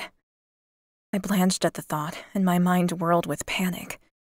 But I don't even have any insurance, I protested. I can't stay here. I'll be in debt until I die. You won't stay here. You'll come home with us. And don't even worry about the money. We told you. It's taken care of, David said firmly. I bit my lip, my heart still racing. Taken care of? How? David's right, Tommy added. We can take you home as early as tomorrow, but I think it's best you stay in here overnight. I'll arrange for an OBGYN friend to come here later this week to assess you. But either way, our place is only a 2-minute drive, so if anything happens at all, we can come straight back in no time flat. Will the baby survive if she comes out now? I asked, my throat tightening under the stress of asking such a question. There were many fears a pregnant woman carried with her for the 9 months her baby relied on her, and having a premature birth was definitely chief among them. Tommy sat on the bed and touched my leg, offering me his sense of physical calm. She's staying in there for now, so try to relax. There's nothing in your blood work or ultrasound that leads me to believe this is anything more than a sign that you need to rest. You've been all over the place looking for the father of your baby, with little thought for your own well-being. That mentality has to stop. Your health is just as important as the baby's. We're gonna take care of you, okay? You have our word. I nodded, but I knew what he was really saying. If the baby came now, she might not make it. Or at the very least, she'd be fighting for each and every breath she took, and I didn't want that for her. I'll do anything you say to make sure she stays healthy and safe, I declared without hesitation. I'm glad, Tommy said as he stood up and came over to kiss me on the forehead. It was a strange but sweet gesture. You get some rest, and I'm gonna make some phone calls. Then he took his leave, nodding to his brother as he did. David stayed with me until dinner time. Then he kissed my lips tenderly. I'm gonna set up the dinner shift over at the restaurant, then get the house ready for your arrival. I'll pop by later to say goodnight, then I'll pick you up tomorrow, okay? I gripped his hand, hard. I wanted him to know just how much I needed him. We're okay, aren't we? I mean, you and me. Us. He reached out and spread his hand protectively over my baby bump, in the most beautiful gesture of partner and family solidarity I'd ever witnessed. And my heart melted inside me at the sight. The baby kicked hard in response to his touch, and David's eyes widened, a small smile gracing his lips. Of course, we're all okay, Stacy. We'll get through this together, okay? I nodded, but I still felt more than a little uneasy. This was my first pregnancy, and I never thought I'd turn out like this. Okay, I breathed, giving him what I hoped was a brave face. David went to leave, pausing to watch me from the door for a moment before he shook his head, as if at himself, and disappeared down the hall. The nurses on shift fussed over me for the rest of the night and into the next morning. I'd never really stayed in a hospital before, though I'd heard plenty of stories about them not being that nice. But the food I was given wasn't too terrible, and my bed was comfortable. Given I was receiving around-the-clock care, no doubt thanks to Tommy's influence, what more could I ask for? I was just grateful our little one was all right for the moment. The boys must have made alternative arrangements, because instead of David, it was Tommy who came by to pick me up at around lunchtime. I had nothing to wear, so he took me straight to a dress shop in town, and Tommy racked up a huge balance for too many clothes in record time. You don't need the stress, he said. You just point, and we'll take it home. And even though I'd done next to nothing other than exactly that, by the time he got me home, I was exhausted. Tommy took me by the arm and walked me into their beautiful townhouse. Its modern lines and monochromatic color palette made me smile. It was so masculine, it bordered on being clinical. Your home is beautiful, I said as I plodded along slowly, relying on my mate's strength. Tommy led me through the small living room and toward a bedroom. I've moved all my stuff into the spare bedroom so that you can have my bed, he said. And before you refuse to accept it, my bedroom is the only one in the house with an ensuite. and you'll need to be close to a bathroom. I stared up at him with literal stars in my eyes. How did I get so lucky as to have you? Tommy jolted and stared at me, then laughed. Oh, sweetheart, I love hearing you say that. But you have no idea how long I've waited for you. How long we've waited for you. I shuffled the rest of the way into the bedroom to find warmer wooden tones and a palette of fawns and browns. Thank you, I said. This is lovely. I'm just so sorry for being such a pain. He chuckled. You're not. Far from it, beautiful. You're perfect. Besides, now we get to spoil you, and you won't run away from us. I laughed as I kicked off my shoes, tossed back the duvet, and rolled onto the huge king-sized bed. There, in absolute bliss, I collapsed onto the fluffy pillows. I'm not going anywhere. Perfect. Now, do you want lunch or a nap first? I closed my eyes and let out a tired sigh. I think I'll pass out right here. Food is gonna have to wait. He leaned over and kissed my forehead again, which was nice, but was kind of annoying too. What's up with that? Can I have a real kiss? I asked, forcing my eyes open to meet his. His eyes went wide. Then the blue diamonds of his gaze sparkled. Of course. But instead of the passionate kiss I'd been hoping for, he pressed his lips gently to mine in a tender but chaste kiss. He pulled back with a smile.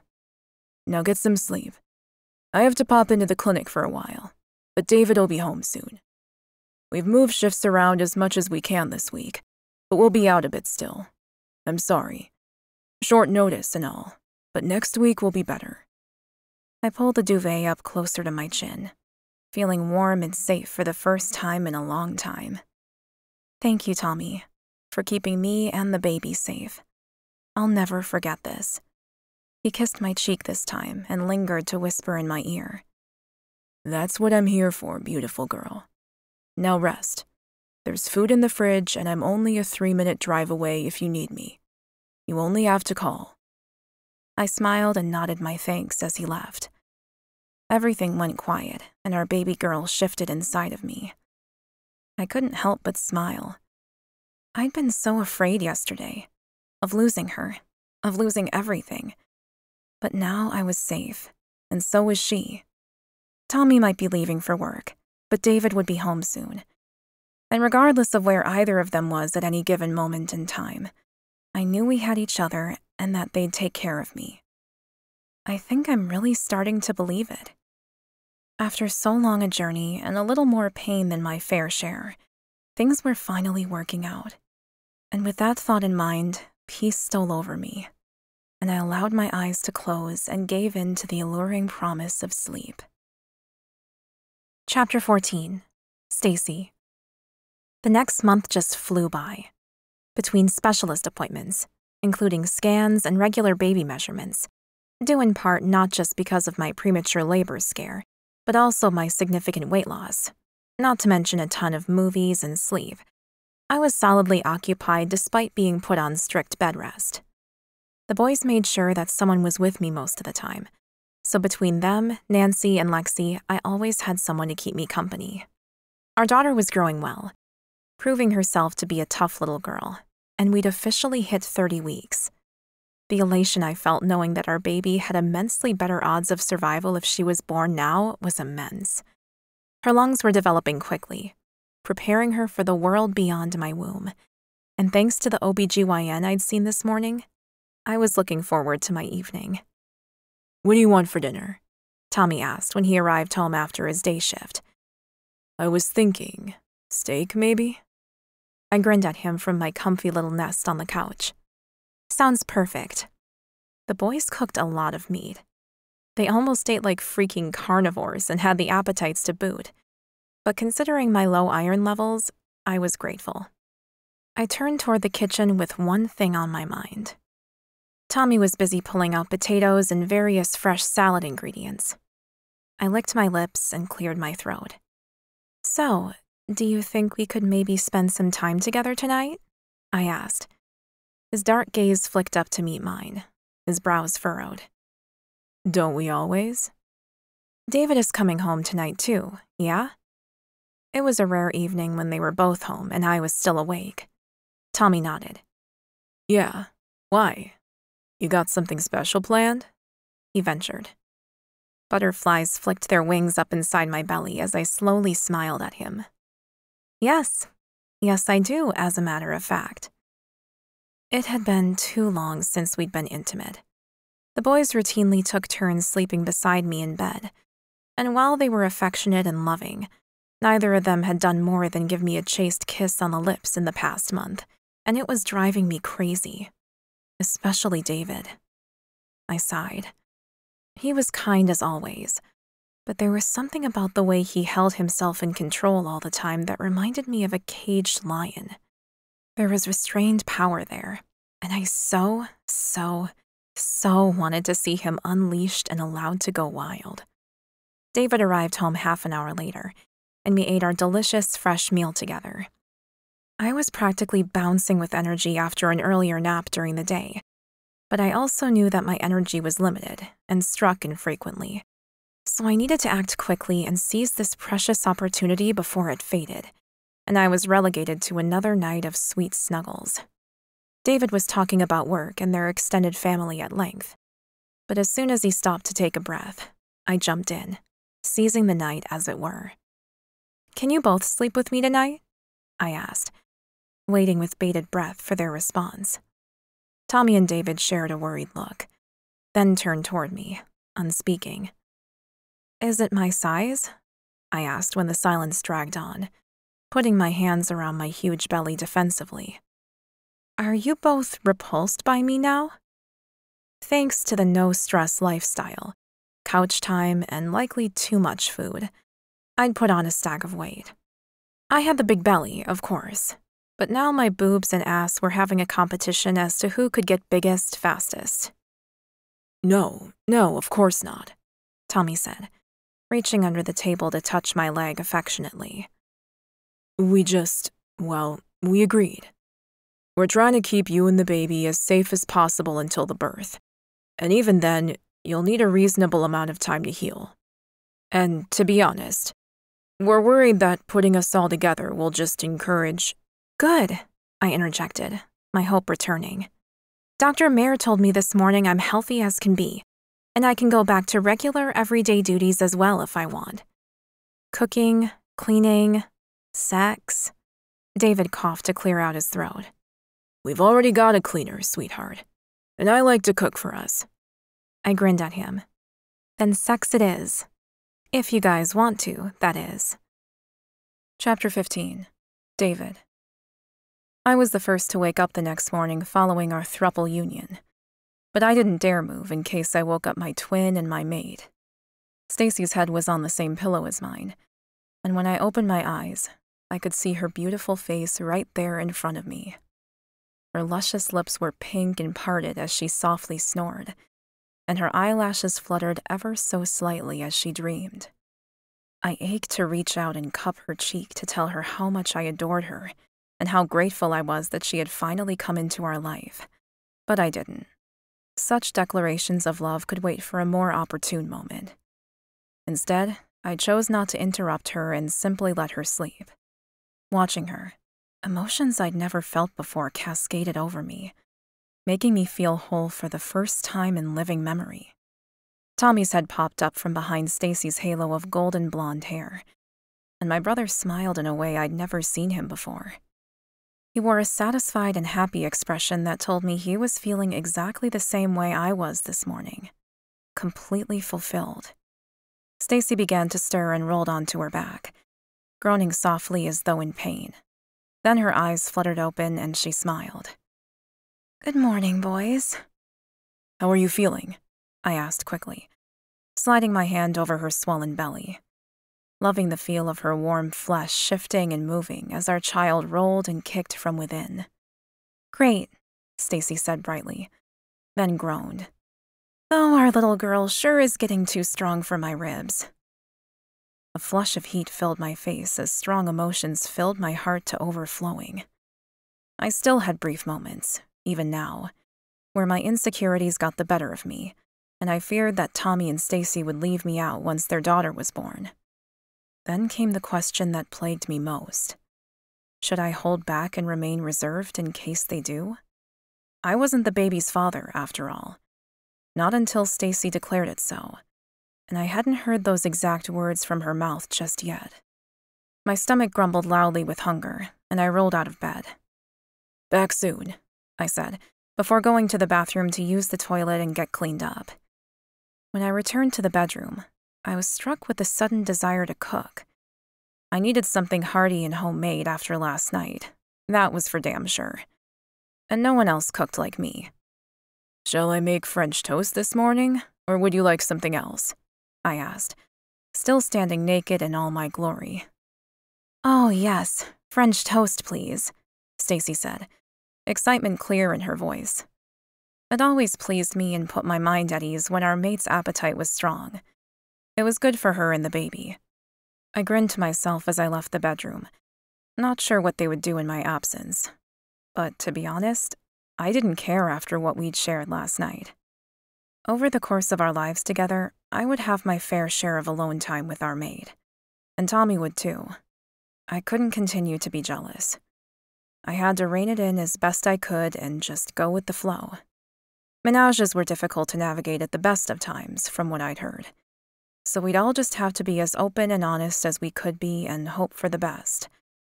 Besides, I had been the one to come inside Stacy's tight pussy last night, so how could I complain? My brother hadn't, though Stacy had taken his load down her throat, and I was pretty sure he was happy about that. It was always better when you didn't have to pull out. I'd prepared most of breakfast when I heard Tommy and Stacy slowly making their way downstairs. When they entered the kitchen, I waved at the table where the trays were filled with syrup and cutlery. "I was going to bring you breakfast in bed," I said. "Oh, thank you for the thought, but it's so good to get out of bed now," Stacy said with a smile. "I know I can't go too far, but even being in the living room is pretty amazing after weeks of only the bedroom walls to stare at." "Sit then," I said with a smile, "and let's eat." Stacy ate well, which I was more than happy to see, given her appetite hadn't been that big lately. It was getting to the point where the baby was taking up a lot of real estate, and no doubt her stomach was being compressed inside there. But at least she was smiling and laughing, and there were no signs of another bout of preterm labor. "You aren't too sore from last night, are you?" I asked her hopefully, wanting to relieve myself of the last of my lingering guilt. She shook her head, her cheeks turning rosy. "No, not at all. I feel really great." I hid my smug smile behind my coffee cup as I took a satisfying sip. Perfect. The doorbell rang, and I rose to my feet wearing only the pair of jeans I'd pulled on to do the cooking. When I opened the door expecting to see Mom or Nancy, I was surprised to find a complete stranger on my doorstep. "Hi," I said, nodding at him, my brow furrowed. "Can I help you?" In a town our size, I knew practically everybody, and this guy didn't look like he was from around here at all. He was tall, but not as tall as me, and he wore an expensive suit with his dark hair slicked back with oil. The man narrowed his eyes at me. "Yes," he answered curtly. "You can tell me where my wife is." I laughed at him and crossed my arms over my naked chest, which seemed to infuriate him.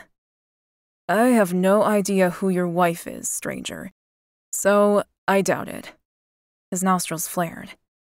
"Her name is Stacy Mercer, and I was told she was staying here." What the fuck? I swallowed hard, trying not to give this prick the pleasure of seeing me freak out. My entire world began to narrow around me, and panic rose in my chest. I fought it down with a mammoth effort, determined to maintain my poker face. My maid. "I'll have to speak to my brother," I said in a tone that offered no room for argument. "Wait here." Turning my back on him, I went to shut the front door. He slammed his hand against the wood, halting its closure. "She's pregnant," he said, the vehemence in his words like a nail driving through my skull. "And the baby's mine. She's mine. You get her to come out here, and then I'll be taking her home. Today." It was my turn to clench my jaw and glare right back at him. "Stacy belongs to no one," I said. "Wait here." I pulled hard, dislodging his arm, then slammed the door in his face with a resounding thud. Fuck. My chest rose and fell rapidly as I marched back to the kitchen, the dreams for my future seemingly fading with every step I took. "Who was that?" Tommy asked from behind the island, where he was busy putting things away. "What's wrong?" Stacy asked, getting to her feet, her hands holding her baby belly in her usual protective fashion. "The baby that this asshole says is his. There's a man at our door," I said, trying to stay calm. All the while, it felt like my blood was boiling inside my veins. "He says that Stacy is his wife and the baby is his." The happy rosiness of Stacy's cheeks went deathly pale, and her demeanor instantly turned to one of fear. "Jamie's here?" she whispered, her gaze bolting to the front door. "It's true?" I asked, unable to hide the subtle note of hurt and resentment in my voice. She shook her head as she sank back down into the chair she'd just been occupying at the dining table. "No," she gasped. "Well, yes, we were married, but I left him 6 months ago, the night I met Tommy." I gaped at her, trying with all my strength not to be angry, not to be any more hurt by this entire life-shattering situation, but my wolf was already howling inside my mind. "You got pregnant the night you left your husband?" I asked, just to make sure I understood it right. "How do you know the baby is Tommy's then?" "Because she is," Stacy declared, her face stricken as she held her head in her hands.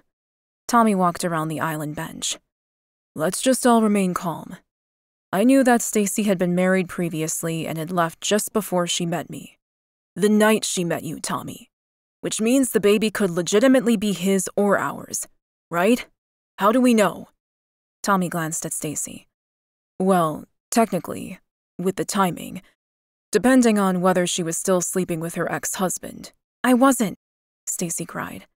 "And you can't let him see me, please." "Why not?" I asked, not quite understanding her vehement reaction. "Because I don't want to see him," she protested, rising from her chair and backing up so that she was soon heading for the back door. "I escaped him once, and I'll never get away again if he gets me to go back home." She was talking about him like he was abusive. "Did he hurt you?" I pressed, my brow furrowing as my heart continued to gallop in my chest. "What are you trying to say? Just spit it out. We don't have time for this. The prick is right outside." Her face was red now, and her eyes filled with tears. "I'm saying he's a controlling, manipulative creep. He made sure I never worked so he could control me. He made sure I never had any money of my own at all. So when I left, I was literally starving, homeless, and alone for months," she cried. My stomach heaved at the pain and torment in her words. This is fucked. Completely fucked. I had just finally come to terms with everything. I'd accepted her, loved her and her baby. And now this. It was enough to make me sick to my stomach. I turned and stormed back to the front door, wrenching it open. My wolf was so dangerously close to the surface, I was struggling to keep my teeth from shifting. "Fuck off," I growled at him. "Your wife isn't here. And if you come here again, you'll be trespassing on private property. We take that very seriously around here. We're territorial," I added, letting the unspoken threat hang between us like a burning razor wire. The asshole lifted his chin indignantly and looked down his nose at me like he was king shit and I was some kind of peasant scum. "I tried to do this the cordial way, but if Stacy won't come home of her own volition, I have other ways of forcing her hand. You'll be hearing from my lawyers." He smirked.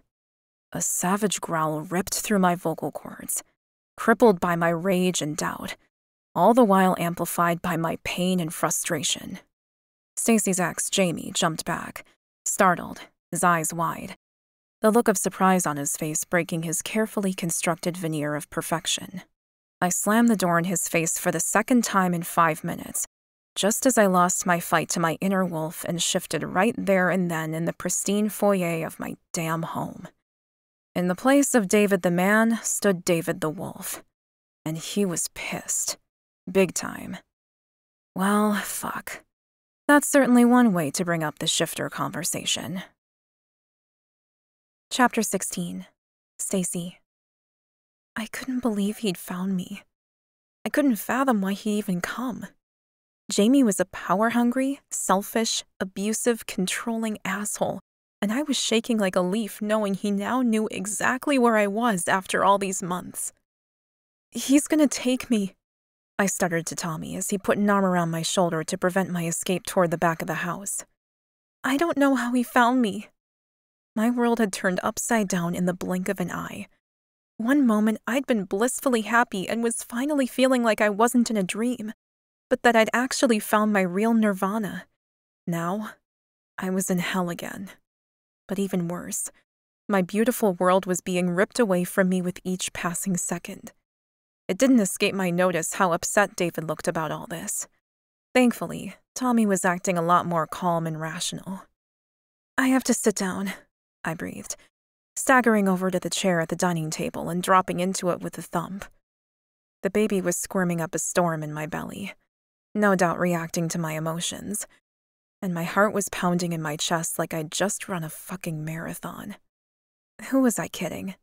I wasn't running any kind of race. I was in goddamn survival flight mode. Every instinct I possessed screamed at me to make my move before Jamie made his. I needed to get out of here, and fast. I can't go back. I won't. I looked up at Tommy. "I need to go. Can you please take me to the train station?"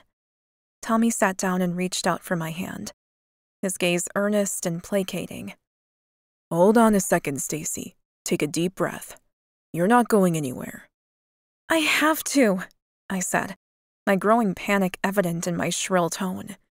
"Didn't you hear David? Jamie thinks the baby's his, and if he gets hold of me—" I shook my head, unwilling to contemplate the thought any further. "No, I won't go back. I can't." Jamie was a classic narcissist and an emotional vampire. He lured me into the relationship in the beginning with his gorgeous face and sweet promises of true love and a beautiful, luxurious life. But within a few short years, I'd found myself isolated from everyone I'd ever known and utterly powerless. And, of course, it was all my fault. I hadn't run sooner. I'd allowed him to mow me down like clover on the curbside. But I wouldn't let him do it again. I'd learned my lesson the hard way. And while I still had my wits about me and courage left in reserve, I wouldn't go with him. I shook my head again. No, I won't go back. My daughter will never know what it's like to live with a man like Jamie. I'll make sure of it.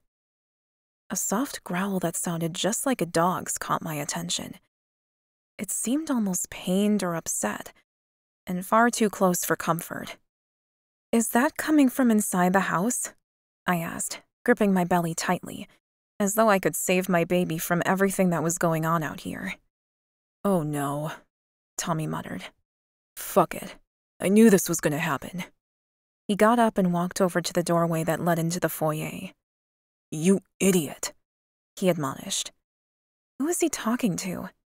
Did David let a dog in the house? The growling grew louder, and I hefted myself up to my feet and moved behind a chair. What the hell is going on?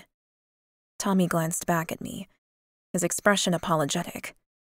"Stacy, sweetheart, I'm sorry you had to find out like this. We were waiting to tell you after the birth, when you and the baby were safe and well, but it seems we've missed that chance." I frowned at him, not comprehending. "I don't know what you're talking about, but I need to get out of here. Jamie will come back soon, and he'll bring his lawyers." Proving emotional abuse and financial control was so ridiculously difficult. How could I possibly convince them that I'd been trapped in that toxic marriage and that I hadn't had sex with Jamie for months before I'd left? I'd feigned sickness and thrush and done other things to keep him happy. But there was no way he was the father. No way. Tommy turned fully toward me. "You're not going anywhere. You're our mate, Stacy, and that's our baby. You can't take her away from us. Not now. Please, he begged, pleading to my common sense. I'd certainly be safer with my boys, but the fact remained that this location was now compromised, and I could be removed by force or the law if it came down to it. My nose burned with emotions, and impending tears pricked at my eyes. But David said— David's an idiot, Tommy spat. A warning growl came out from somewhere behind him in response. He's an insecure, emotional idiot that loves you, Stacy. Trust me, he doesn't want to lose you any more than I do. I swallowed hard against the tears. But he thinks the baby is Jamie's. He won't believe me, and I couldn't stay with a man who didn't trust me, who didn't really love me. You couldn't have love without trust, and that was a simple, undisputable fact. Stacy, listen to me. I love you, and David does too. And although I completely trust you when you say that baby is mine, it also doesn't matter to me. I want you, and would raise your child as mine no matter whose it is anyway. Okay? I nodded in sheer disbelief, gulping hard. His declaration was just too heartfelt, and I felt more than unworthy of it. Okay, I whispered as I swiped at the tears on my cheeks, trying desperately to believe what he was saying. Tommy meant it, I was almost certain. But David— Tommy sighed and shook his head. David will wrap his head around it, I'm certain. He's just more emotional than me and needs time. He glanced back toward the foyer once more.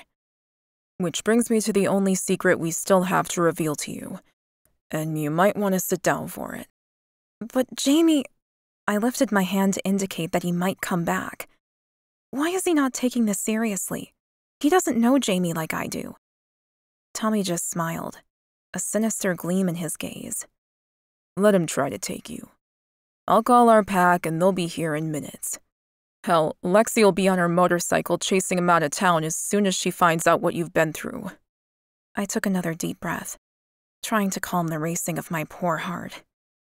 So you really won't let him take me? You still want me after all this trouble? Of course not. Fucking hell, Tommy swore, shaking his head more vehemently this time. Over my dead body will he touch you ever again, he promised. And of course we still want you, sweetheart. That will never change. I sank into the chair again, my stomach beginning to calm down from the strange, sickening slithering it had been doing during my near panic attack. Okay, I breathed. So, what's this big secret then? Tommy's eyes went dark and sad, and his lips twisted in thought before he began to explain. Well, you're not going to believe us without proof. But our family, all our blood relatives anyway, well, we're wolf shifters. I stared at him, waiting for the punchline. I'm sorry, what? I asked once he didn't elaborate. I don't think I heard you right. I couldn't have. What he was saying made no sense. And what a time to be making jokes. Tommy stepped to the side, toward the large windows at the front of the house. You don't need to be afraid, okay? When we're in shifter form, we're in complete control of our bodies. We aren't wild or feral. Quite the opposite. We're still us inside. You have to trust me on this. I appreciated the change in topic, albeit strange as fuck, to free my mind of the fear Jamie had dredged up there. But I was kind of getting annoyed now. Whatever kind of joke or metaphor this was, I didn't get it, and I was emotionally spent. I don't know how much more of this I can take. I don't— We wanted to show you and tell you earlier. We always wanted to be upfront, but your health was our main priority. Whereas now, well, David went and lost control of his emotions and his inner wolf took over. So, he's right here. I scoffed, my eyebrows crooked. As a wolf, you mean? That didn't make any sense. What was he playing at? And why? Yeah, Tommy said, indicating to the foyer. Literally. I sat and stared with eyes as round as saucers, every ounce of logic in my mind trying to make sense of the impossibility that revealed itself to me. A large, majestic gray wolf strolled into our dining room as if it owned the place and was completely at home. "Oh my God!" I shrieked, jumping up and racing around the counter and into the kitchen, which was a stupid mistake, really, because now I was trapped. "What the hell is that? Why is there a fucking wolf in the house, Tommy? Are you insane?" The wolf sank down onto the floor, resting his head on his front paws while making a soft whining noise. No, absolutely not. This isn't possible. He was joking. This is... Why? How? My heart pounded like a tribal war drum, its strong, erratic beats like a chaotic melody in my ears. My vision dimmed at the edges, and I saw stars. I was feeling faint. My blood pressure had clearly skyrocketed, and I was about to be in serious trouble. I can't breathe," I managed to gasp out as the world began to wobble. Tommy ran for me, reaching me just in time and grabbing me as I staggered forward and fell into his arms. He carefully laid me down on the floor so I had no further to fall and couldn't hurt myself. From where I lay on the warm wooden floorboards, I watched in partial horror as the gray wolf became a man, a very naked man, one I recognized immediately. It was David. He crawled toward me, his eyes stricken as he laid his hand on my head, running his fingers through my long hair. "It's okay, Stacy," he soothed. "I'm sorry. I'm so sorry I scared you. Please breathe." Tommy disappeared from sight, no doubt going for his doctor's bag. With no other choice available, I closed my eyes against the feeling that I needed to faint. Black spots burst at the corners of my eyes, and pain throbbed in my head. Yet I couldn't deny what I saw. "You're I stammered. "A wolf, yes," David said. "I'm sorry, sweetheart, but it's genetic. We don't have any more choice on that one than anyone has in choosing their skin color. It's just how it is. We can't change who we are." Tommy returned and checked my blood pressure while listening to the baby's heartbeat with his stethoscope. So many things suddenly made sense now.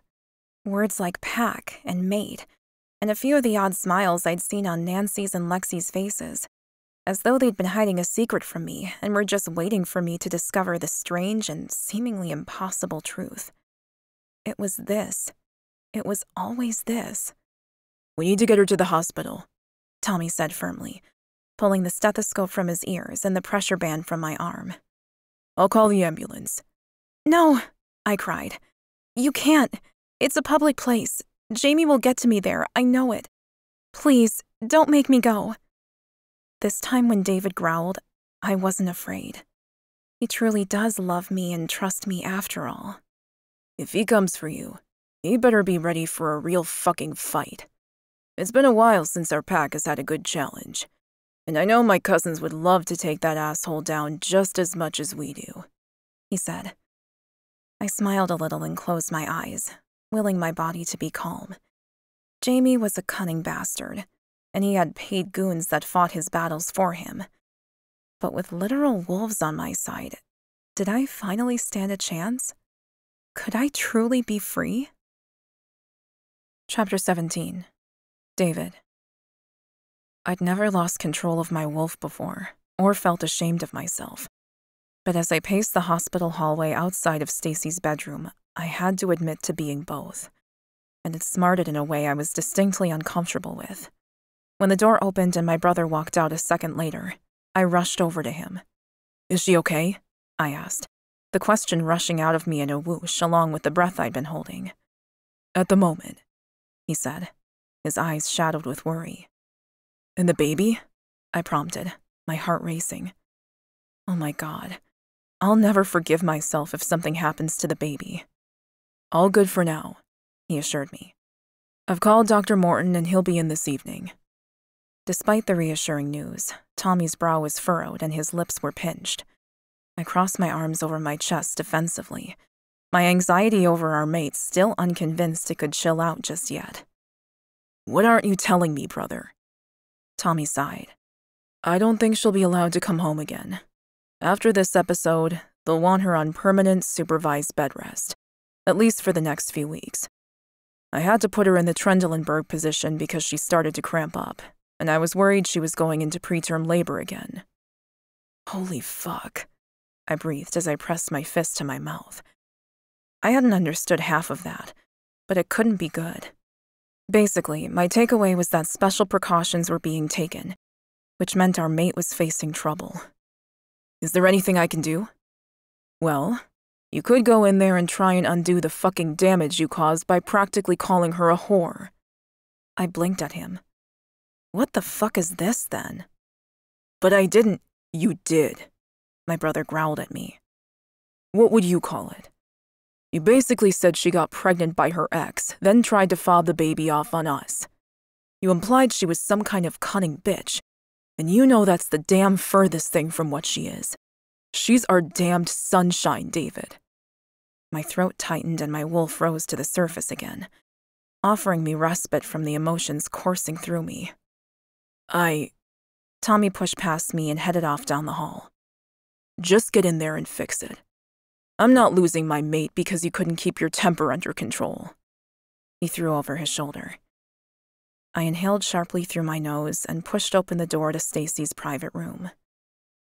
She was lying down in her slightly inverted bed wearing a plain open-backed hospital gown. Her eyes were filled with tears, and she was continually rubbing her belly in circles. I wasn't sure if she was trying to calm herself down or the baby, but the frantic energy in the room was electric and not good for her.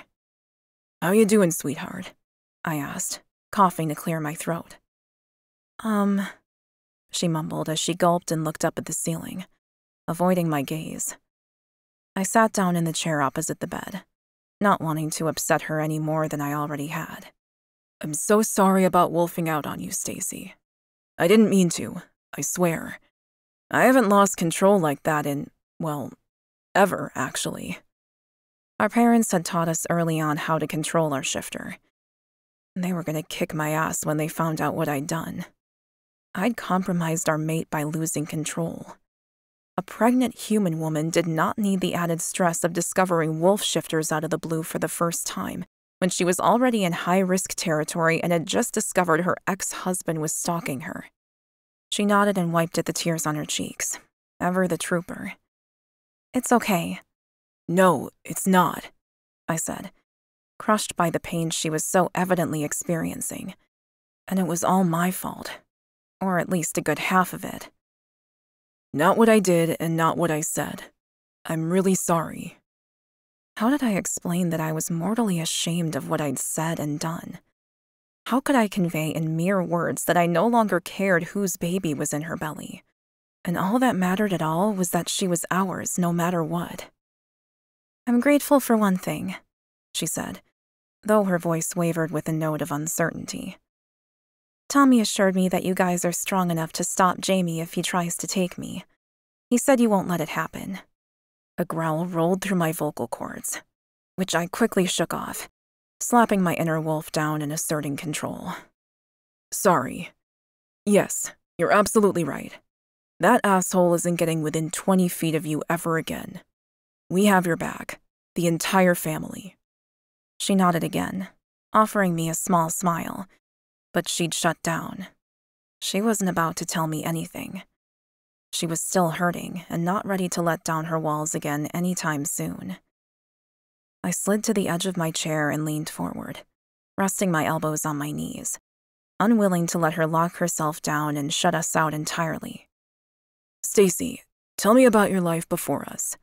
When did you get married? Stacy looked up again, blinking rapidly to clear her eyes of more tears. You don't want to hear about my past, she said quietly. I do, I said. It's my fault for not asking before. Tommy knew you'd been married, but I didn't. I should have laid down proper foundations for us. I should have learned everything there was to know about you. So, please, I want to know you, all of you. The light, the dark, and everything in between. She sighed and shifted a little, making herself more comfortable before she spoke. I filed for divorce a few weeks ago now, through a lawyer back in California. I imagine he probably found me through all of that. She shook her head, as if she should have known better than to flee a monster and leave behind a necessary paper trail. I could feel the guilt and blame rolling over her. "You said you'd hire a private detective if need be," I said, giving her whatever information I'd gleaned from the asshole. "This isn't your fault. He's a punk. And clearly he was never going to let you get away without a fight. But you have us now." My mate gulped and sniffed, reaching for the Kleenex box. She looked so fragile and so beautiful, even in her compromised and delicate state. "Tell me," I urged. "Anything at all that you think we should know. Tell me everything." She blew her nose and heaved herself up to a higher sitting position, which was difficult given the angle of the thing. "Okay, but you aren't allowed to get mad, okay?" I can't promise that. But I had no choice. I wasn't going to get the truth out of her unless she trusted me and my word. "Go for it," I encouraged. She stared down at her hands for a moment, then started talking. "I studied interior design, barely making ends meet on a scholarship while also working full-time. Both my parents are older, and they never put any money aside for my education. But despite that, I made it on my own. Unfortunately, I happened to meet Jamie one night during my final year. He was charming and had money, and he just kind of sucked me into this vortex. He proposed after 6 months, and before I graduated, he told me that he didn't want me to work because he could take care of me." She stared down, the red blush of shame coloring her cheeks. "I know it sounds horrible and like a cop-out, but after struggling with money my whole life, it seemed nice to be looked after, to have someone that even wanted that kind of life for me."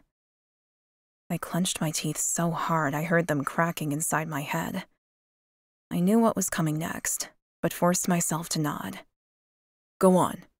She shrugged, deflated by the haunting story of her past, which was far too typical of many others I'd heard. "We got married, and the day I signed that marriage license, he immediately started wanting me to change. It was little things at first, like my hair and the way I dressed.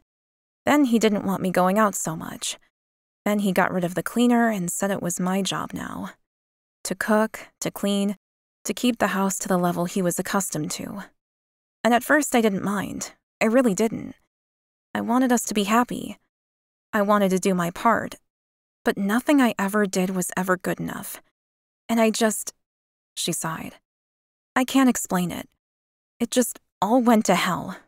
And before I knew it, I was trapped." I got up and moved over to the seat next to the bed to close the distance between us, to offer her the security of my presence and strength. I didn't know a lot about controlling manipulative men firsthand. My dad was a great man, as were most of the men in my pack.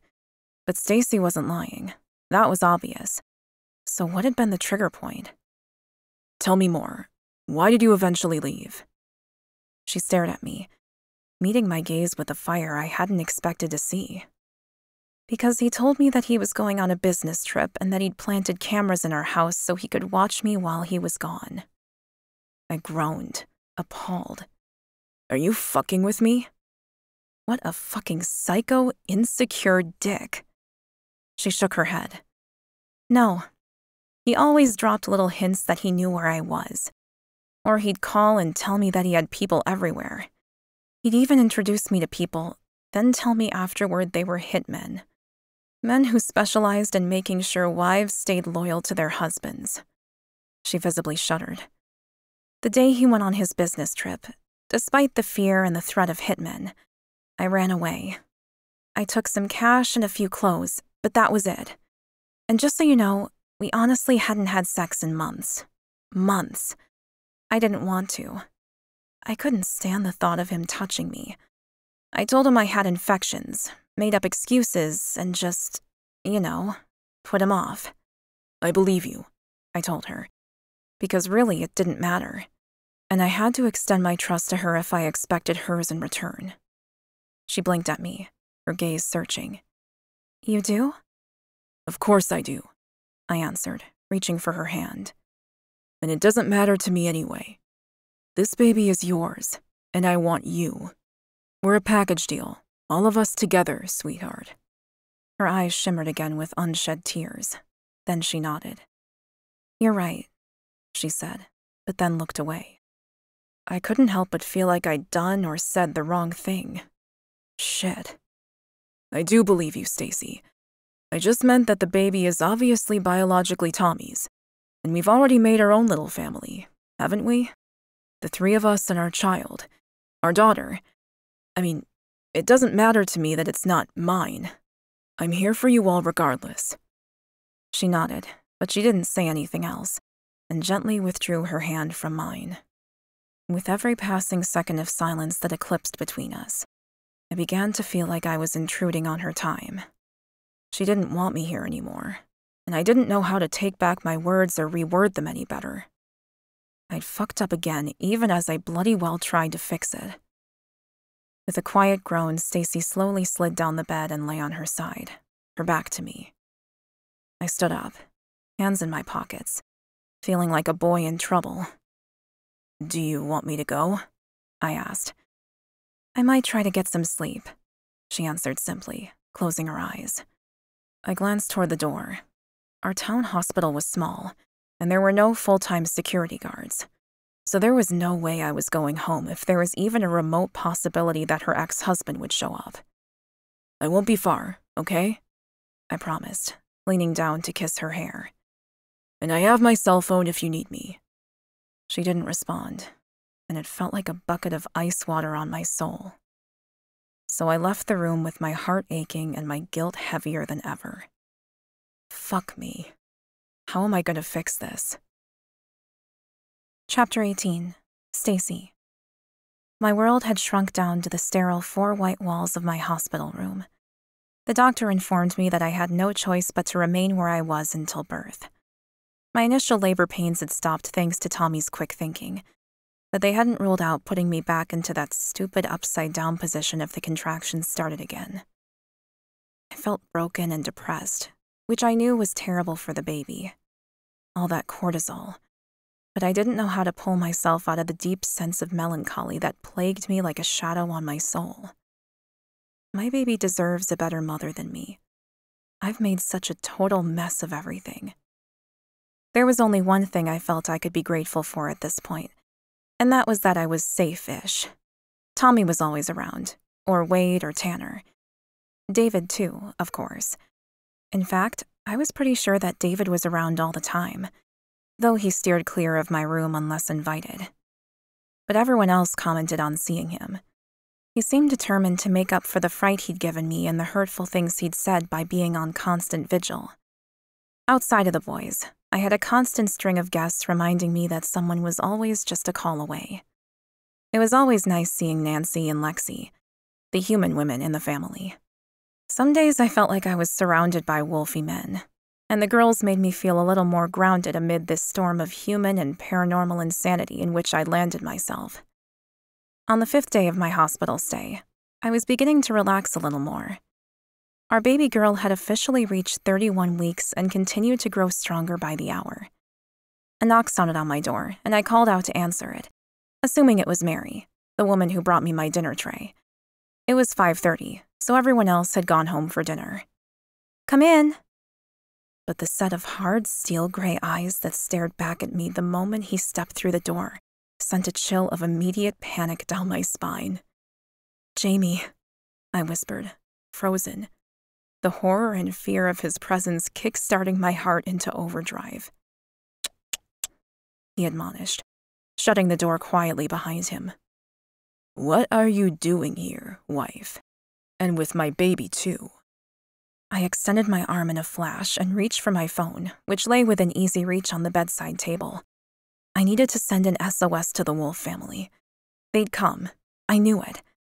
They'd promised, every single one of them, to protect me.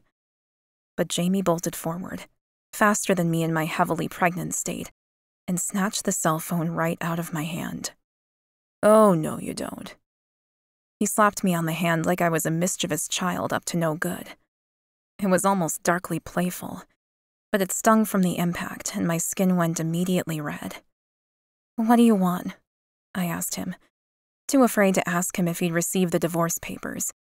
He obviously had, or he wouldn't be here. He flicked back the bed covers without hesitation, as if that were still his right. To take you home, of course, he said. Get up. I can't, I exclaimed, desperate and filled with anxiety over what this could mean for my baby more than me. I need to stay here. It's the doctor's orders. He grabbed my upper arm and gripped tightly. Don't be ridiculous, dear. Now get up. You're coming home with me. Ow, you're hurting me, I cried, yanked physically out of bed by his iron grip and away from safety. My heart hammered in my chest, and a brutal wave of wooziness slammed over me, triggered by the too fast movement. Jamie, please. No, he snapped, glaring down at me. You don't get to beg me to be nice here, Stace. You did the wrong thing, not me. You took my baby away.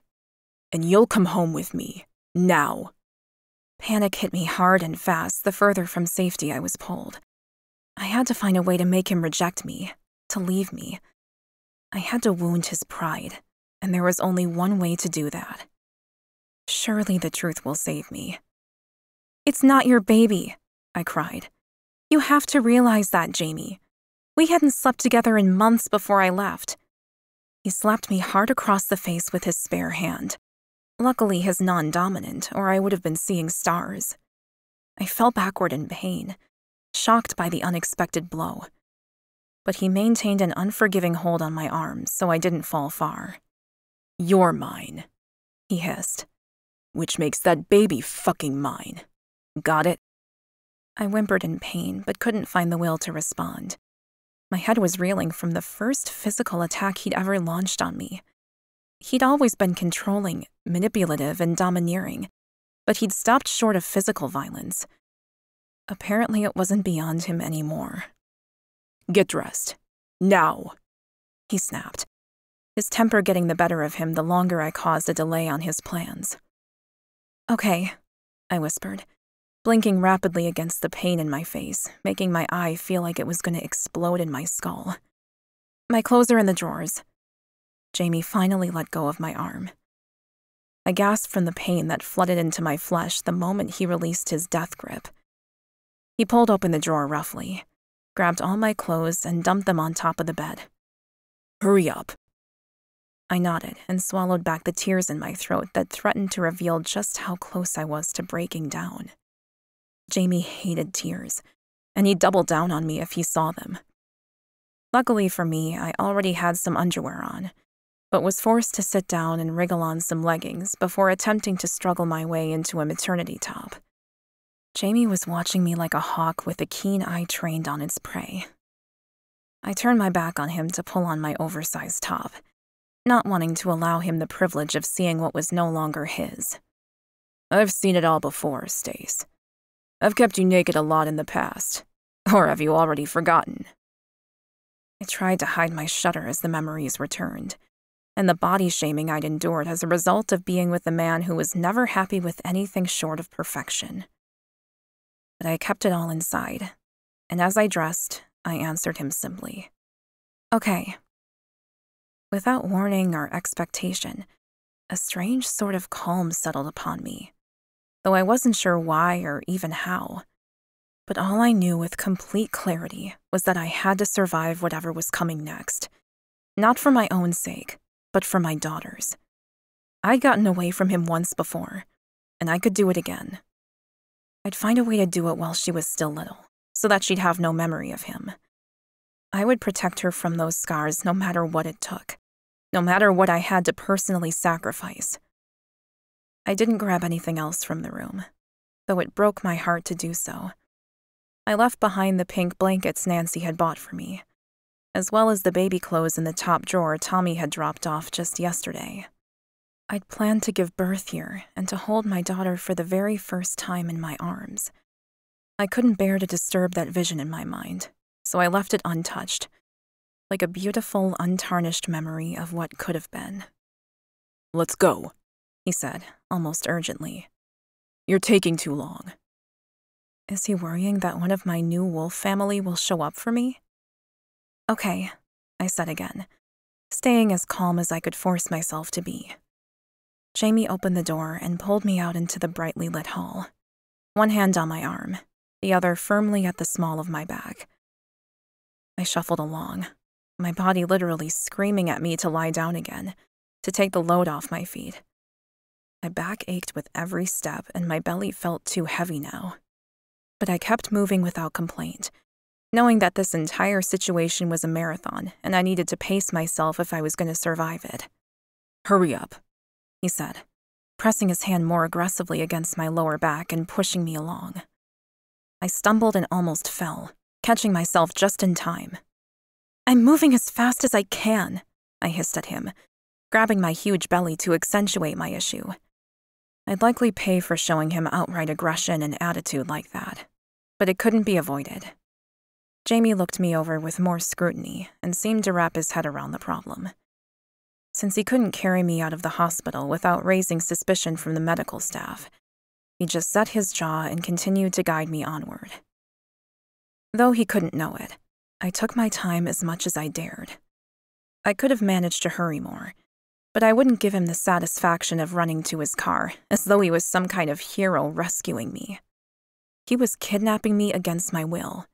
He was the damn villain, so I would make this as hard as I could for him without arousing his ire any further. Ursula, a nurse who was good friends with Tommy, walked toward me, her brow furrowed. She knew what was going on with me as far as mine and the baby's health went. She'll realize something is up. She'll raise the alarm with the boys. I shook my head at her, only ever so slightly, but she got the move. "You shouldn't be out of bed, Stacy," she said, shaking her head at me. Jamie grabbed my hand, hard, willing me not to break character. "We're just going for a short walk," he explained with a forced smile that made me sick to my stomach. "We won't be long." I gave Ursula a pointed look and a grimace. "Won't be long," I repeated with a strained smile and continued to shuffle along the hallway. "Hurry up," Jamie hissed at me again, his anger rising to the surface once more. Surely he won't slap or hurt me in public. Like the sound of angelic trumpets signifying the arrival of heaven's cavalry to the rescue, an unholy growl filled the air around us. I closed my eyes on a sob, the sweet taste of relief overwhelming my senses. I'm saved. Thank God. "What the hell is that?" Jamie spat. I stopped in my tracks and turned around, looking back the way Ursula had gone. David was standing in the center of the hallway, his hands tightened into fists, the wrath of hell itself blazing in his beautiful eyes. Jamie grabbed me, no doubt intending to use me as a human meat shield, but I wasn't about to let him use me to get away from David. He deserved everything that was coming to him. I stumbled on purpose and went down to the ground, careful of my belly, but using the fact that there was no way Jamie could drag me or carry me out of here successfully if I made it difficult for him. David charged like a bull at a red flag, barreling straight into Jamie and knocking him to the ground. Kneeling astride his chest, he punched him in the face over and over in a dizzying frenzy of righteous anger. "She's ours," David growled through clenched teeth.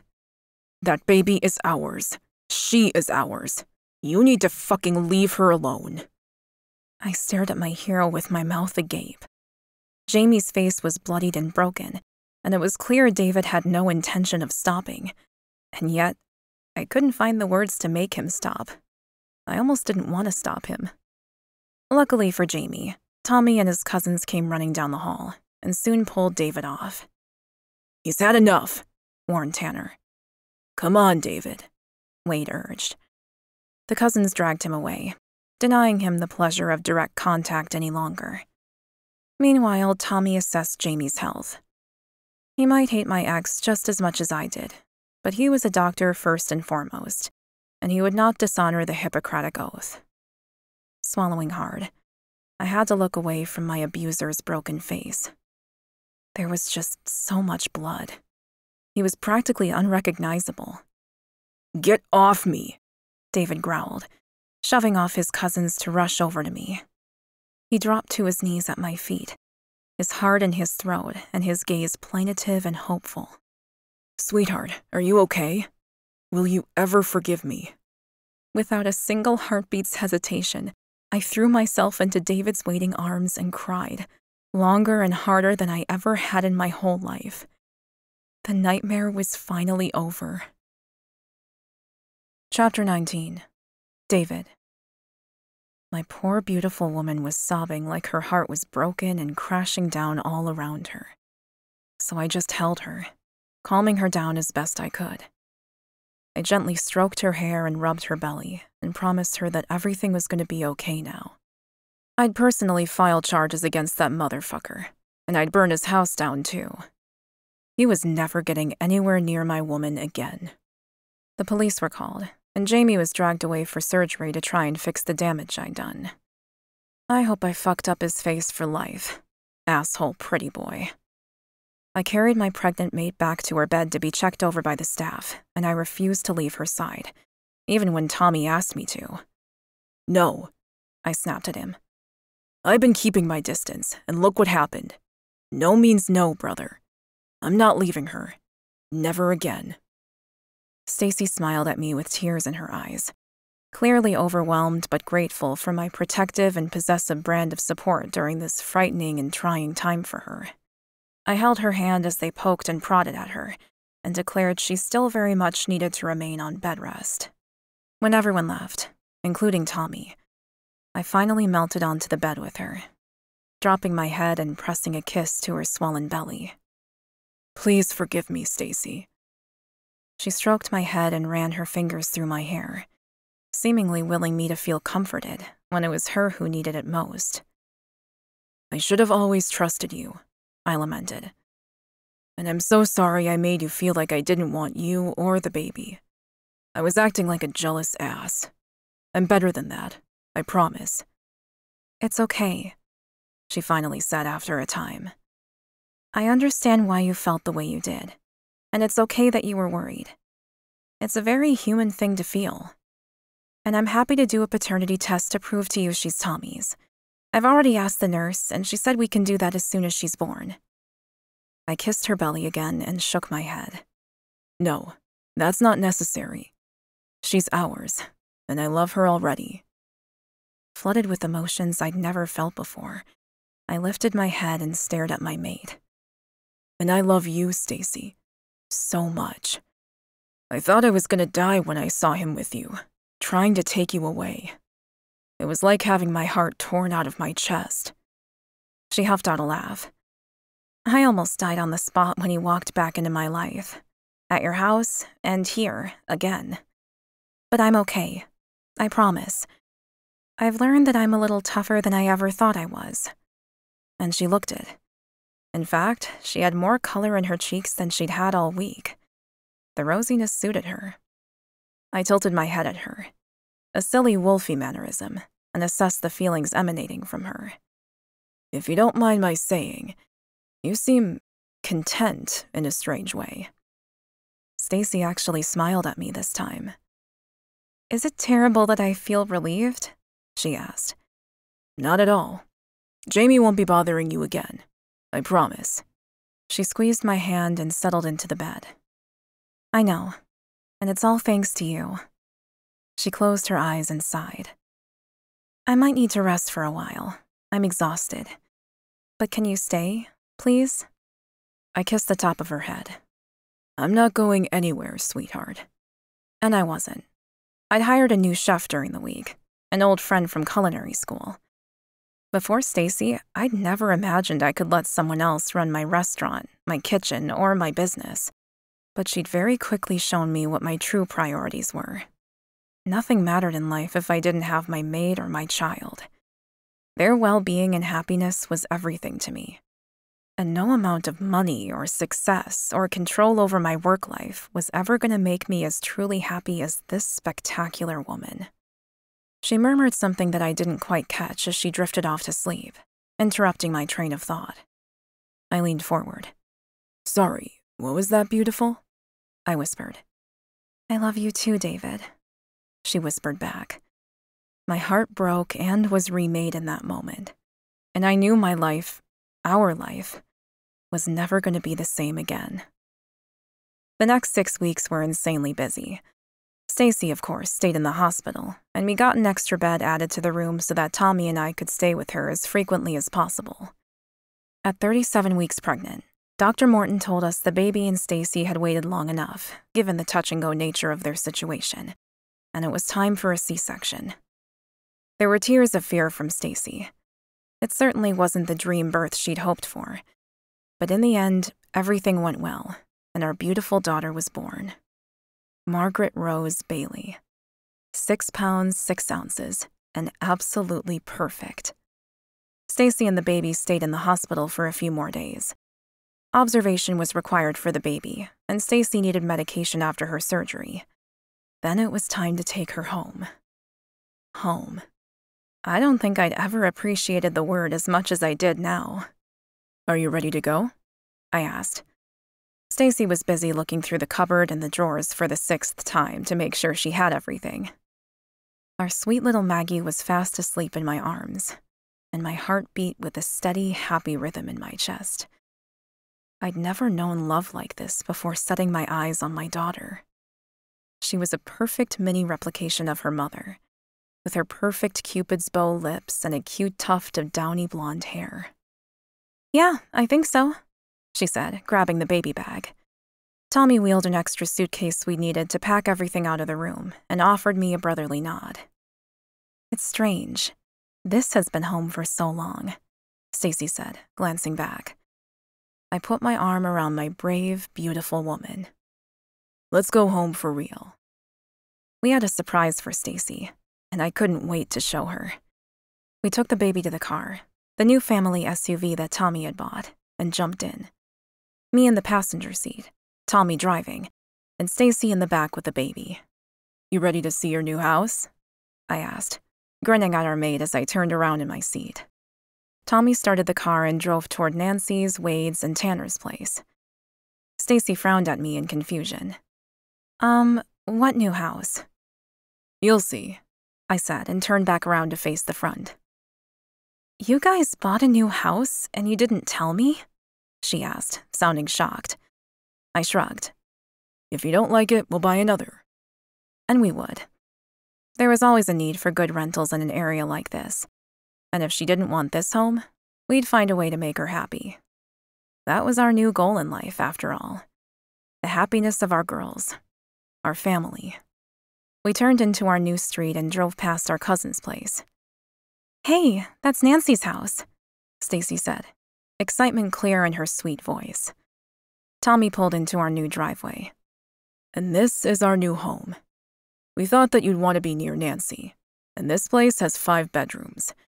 It needs a lot of design work and renovations done, but we figured you'd want to do all of that. It might even be a bit of fun, a project to attack bit by bit as the baby grows." We got out of the car, and I scooped Maggie up out of her car seat and wrapped her in a blanket. "Come on, baby. Let's show Mommy the new house." Tommy took Stacy to the front door and handed her the keys with a grin on his face. "We haven't even opened it up yet. We've been waiting for you." There were tears in our mate's eyes as she beheld the home we'd chosen for her. "Guys, this is too much." I laughed. "No, it's not. But I'm afraid we can't stay here tonight because it's not ready.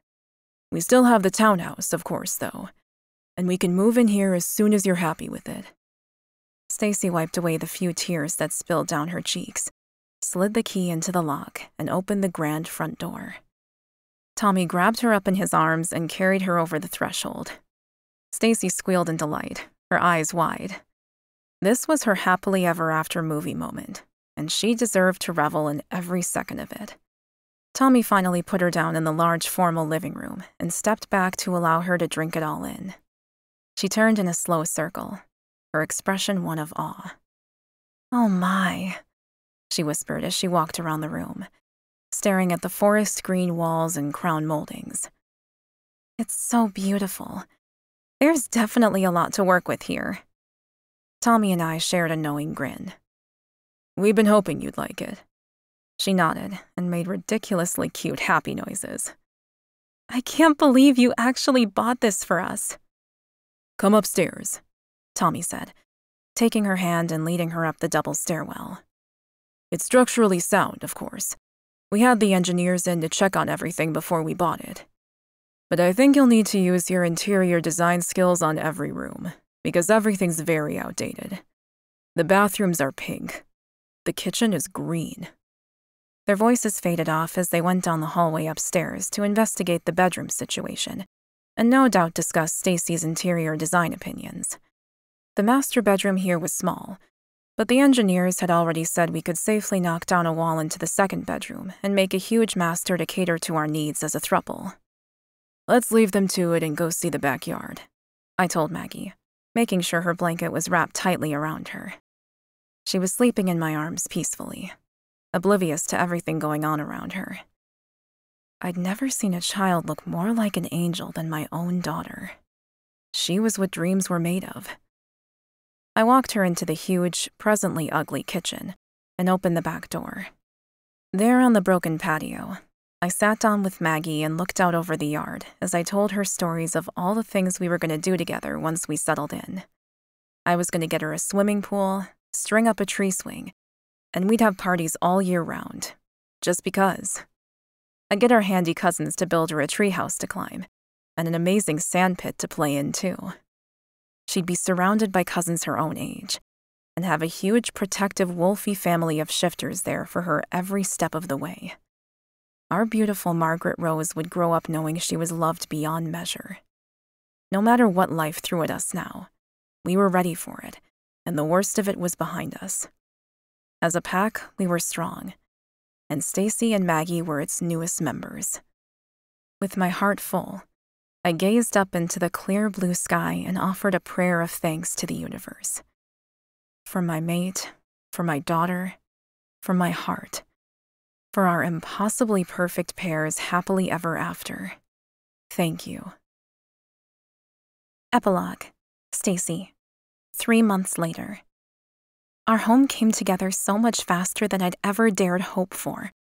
My vision for the house was simple, classic, and timeless, but with lots of functional storage and homey vibes so that everyone who walked in our front door would immediately feel a sense of peace, welcome, and comfort.